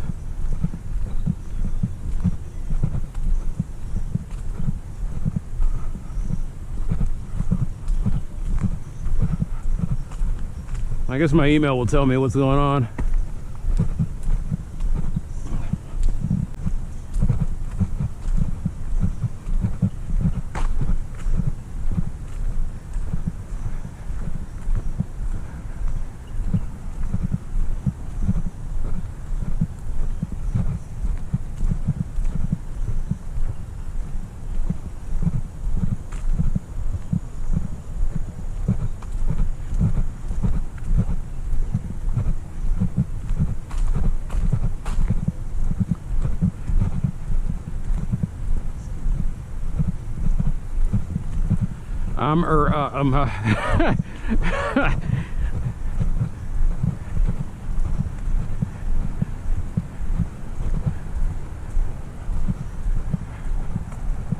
What do they call those in language when you say and you know,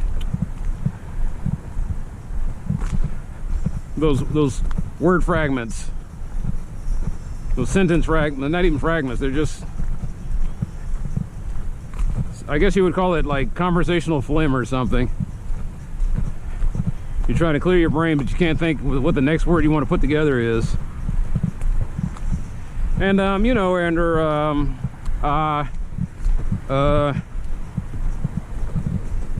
I used to sit there and go to classes, and they said, don't use these no matter what.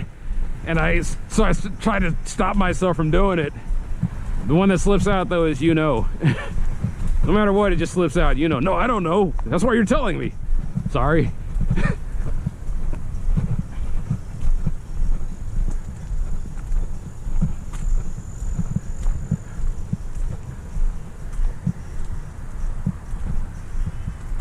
So what project do they have going on? Streetscape enhancements. So okay, there's 3 districts that this goes through.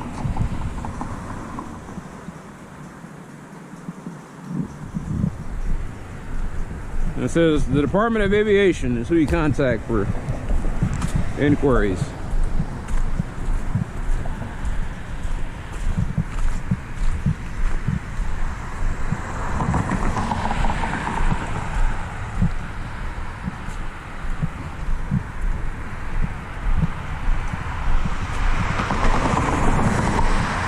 Okay.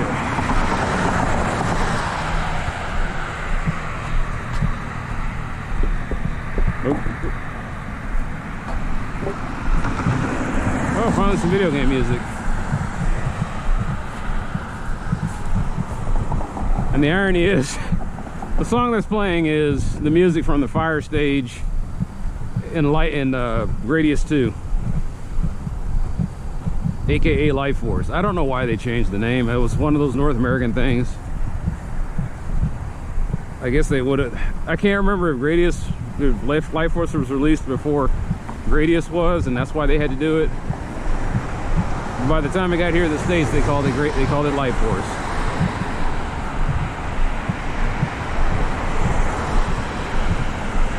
It's always the same. It's a Bullet Hill game. It was the first Bullet Hill game that I cut my teeth on. I was unaware that Japan was just flooded with these things. You had Jiris. You had. All right, where was I? The history of Bullet Hill games. Thank you. I had no idea the Taito was coming out with. You had Darius, the entire Darius. Darius or Darius? Darius. The entire Darius series that produced some great music from the Zuntata group. You know what? I realize who I sound like now. As I'm sitting here rattling off this like musical trivia cheese, I sound like Patrick Bateman. And that's not really a good thing. Late at night, sitting here murmuring to yourself about, you know, critics were saying that. And I was like, yeah, so far I haven't gotten my murdering activities on camera yet. So we seem to leave that part out. Walking around town with my giant axe, just kind of hacking away at people's torsos. Oh crap. I don't think it's going to start up again.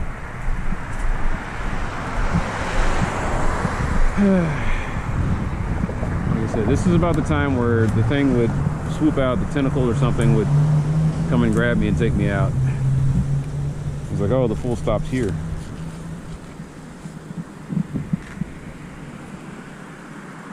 I wonder if, oh, that's right, nobody watches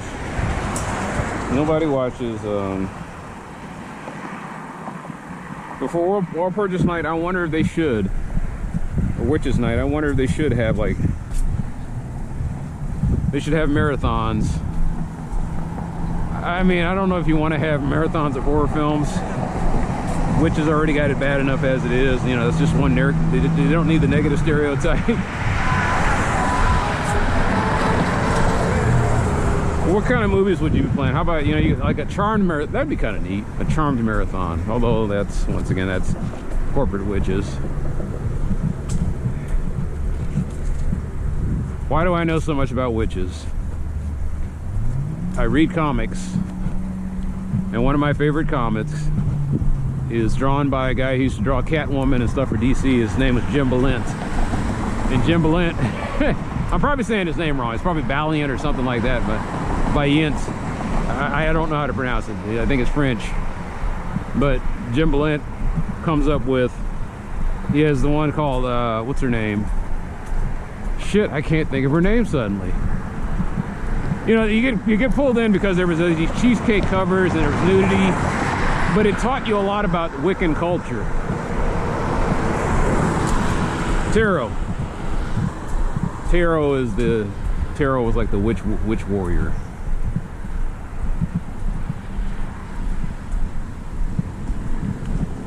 You know, terms like so mote it be.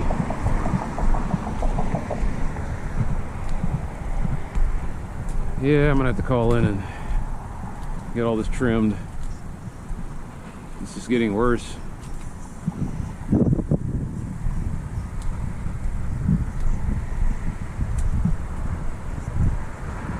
So this caused all sorts of consternation today. All I was trying to do is get somebody to give this thing some kind of attention. Put the cover on, get rid of that, and then the faded signs. And it became a battle between, I sent it to the City of Dallas. City of Dallas said, oh, I'm sorry, that's not our territory. That belongs to TxDOT. You'll have to contact TxDOT. And I guess they think I wasn't gonna do that. So I called TxDOT, and the guy said, who told you that? And I said, I can send you the email chain. He says, would you please? The next thing you know, I get a call talking about, hey, we goofed out, that is ours, we're gonna take care of that. And so I came by here today to see if anything was done. At the very least, I got them to acknowledge that pole. I hope I got the right one. I looked at it and he said, is this the one? I was like, yeah, that's it. I'm halfway groggy. I think I gave him the right one.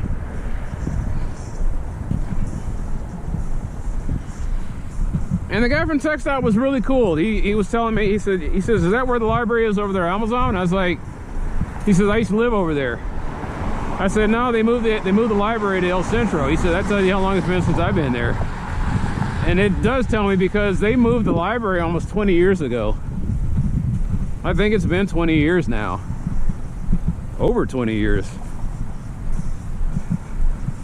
And to give you an idea how long I've been in this area, where they moved the library was commercial property. There used to be a Minyards over there. A girl I knew, she worked there at the Minyards. It was a grocery store, and then they got rid of the Minyards, and then they brought in, it was Peter Piper Pizza. And that lasted for a hot minute, and then it was gone. And then it laid dormant for a long period of time, and then the City of Dallas just bought that property, I guess, and that's where they plunked down the library. And then somebody will tell me, oh yeah, well before it was the Minyards, I know what you're gonna say, it was a Safeway. I just now remember that part. So yeah, I've been here a while.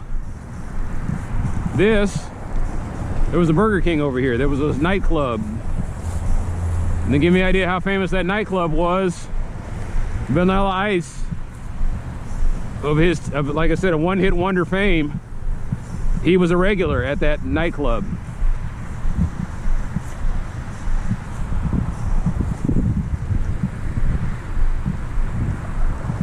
But yeah, I told the text guy about that too, and he was mentioning that, yeah, they must really be struggling to keep dry.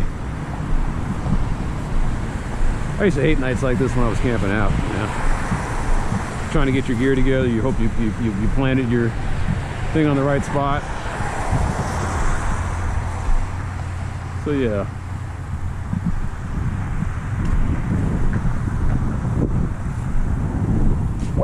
Wait to cross Northwest Highway at Marsh. Wait. Yeah, all right, I'll wait. Because this guy here, I have no idea what he's doing. So I guess we'll be watching this girl organize her house. She's doing a little spring cleaning. Oh, you're wondering if I'm gonna go? Yeah, why not?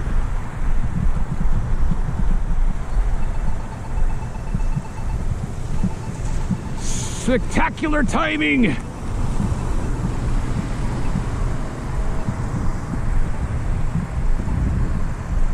Yeah, wet nights like this, I guess the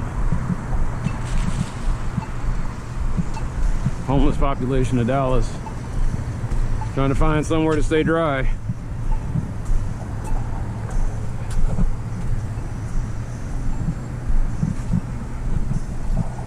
All right, 24 minutes until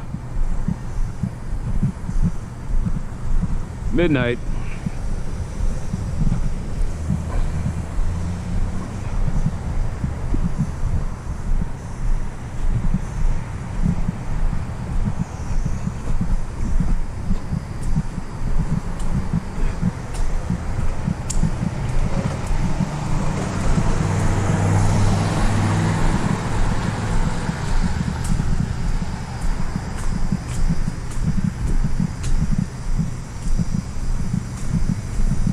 Trying to think of who celebrates Walpurgis Night. Maybe a bunch of Germans and Eastern Europeans.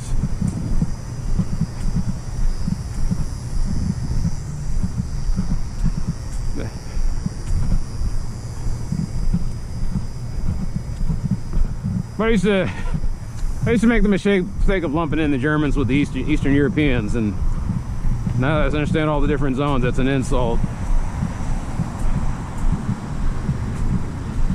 East Germany would technically be considered part of, it was the Eastern Bloc at one point, but Germany was always the gateway to Western Europe.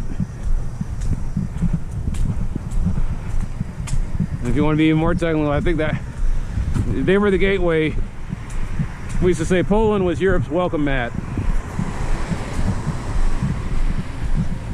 The Poles got it rough, man. Everybody just kind of rummages through there.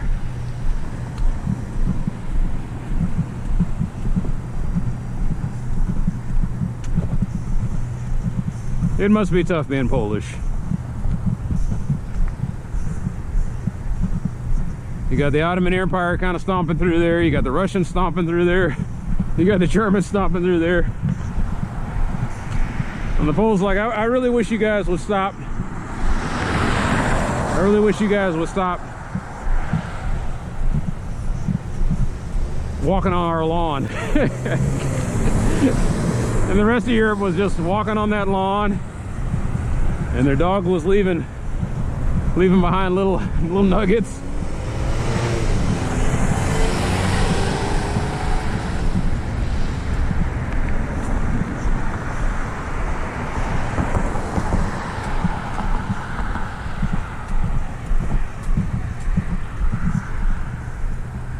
What it must feel like to be Polish.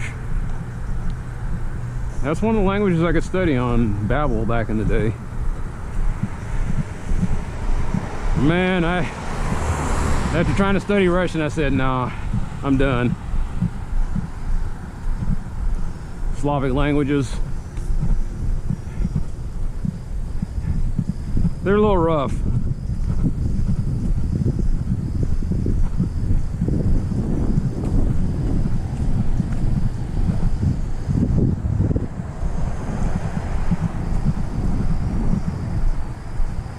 All right, this is gonna be fun.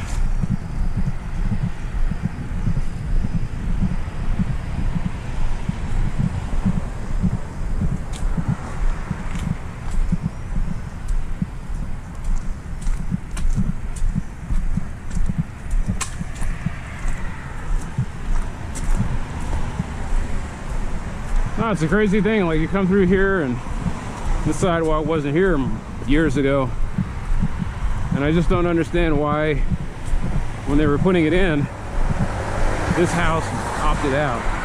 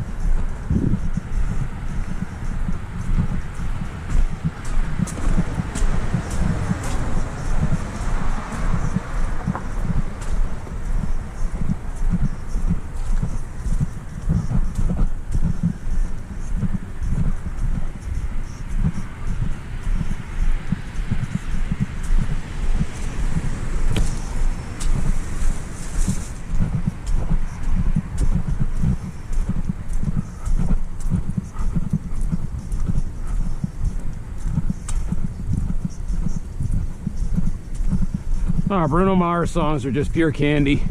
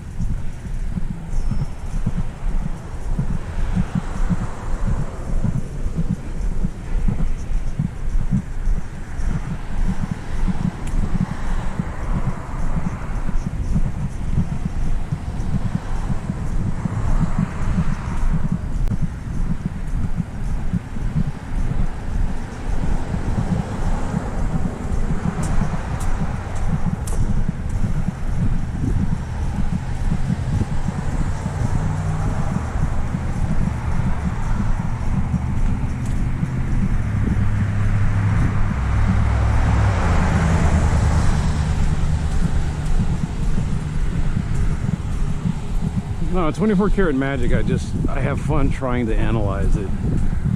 It moves fast, but every once in a while I just kind of sit there and detect things. I like the little, I don't know what you call it, it's a quick chime and goes point, and they play it randomly. And I'm trying to figure out when the timing of it is. But just now I didn't realize that there was somebody at the end singing in talk box.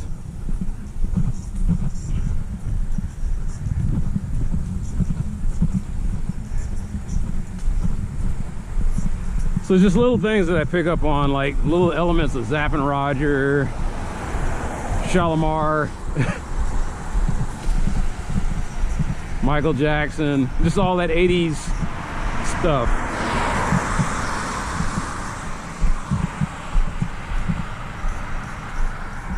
Gotta put in another call.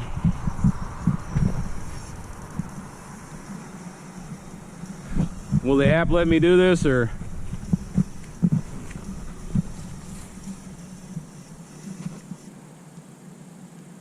Just do it real quick.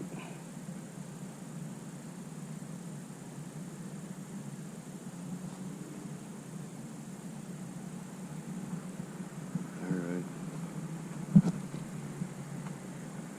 Another 311 call.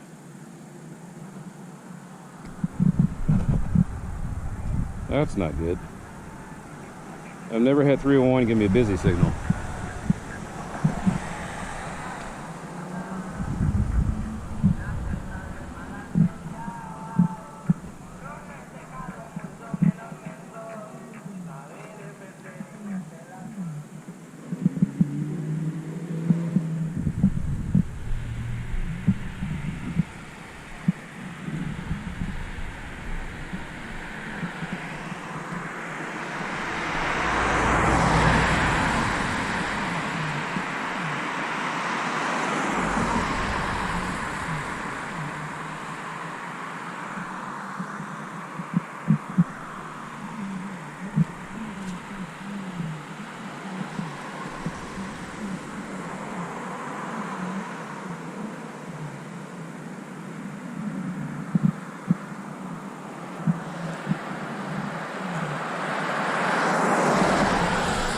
Storm drain.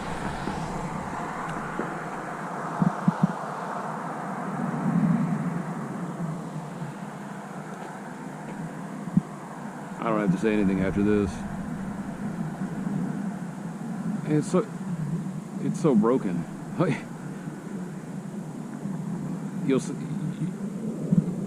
say something and then the AI just completely breaks down, and so it forwards you to the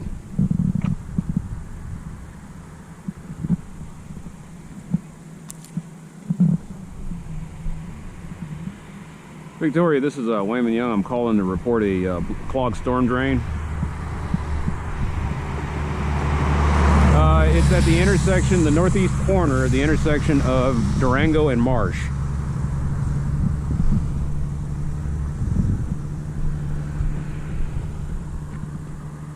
Actually, there's two storm drains here, but you'll want the one that's closer to Marsh Lane.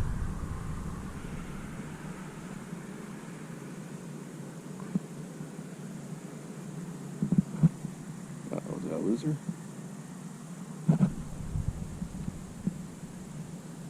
Are you still there? Sorry.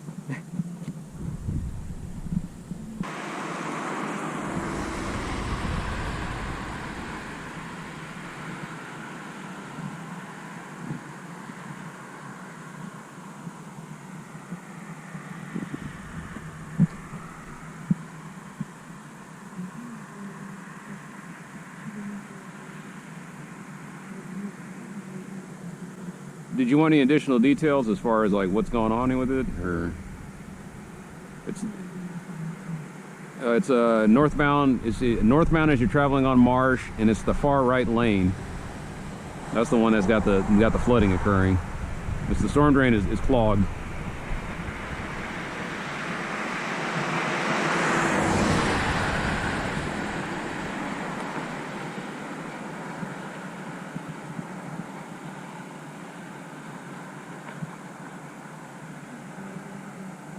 All right, thank you, ma'am. Appreciate it. Take care. Bye. Have a happy Walpurgis Night. Is this a happy holiday? I don't know. It's a saint holiday. I'm sure there's a lot of drinking involved, even though there's supposed to be like quiet observation.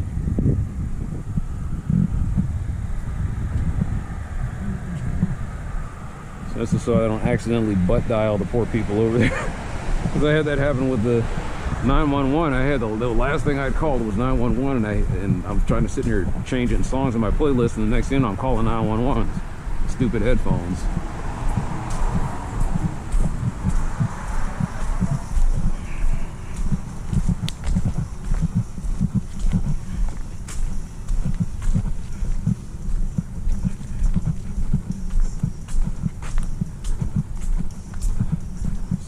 So I guess the point I was making is that it took less than 5 minutes. Yeah, that took less than 5 minutes, like 3 minutes. That's what the 311 app's supposed to save, you know, the poor operators from, but I should have been able to take some pictures, put some notes in, and then carry on about my day. The reality is I take some pictures, I try to put some stuff in, and it depends on what Salesforce is feeling like that day. Maybe Salesforce is just not feeling my energy, so it's going to take about 15 minutes to put in a ticket.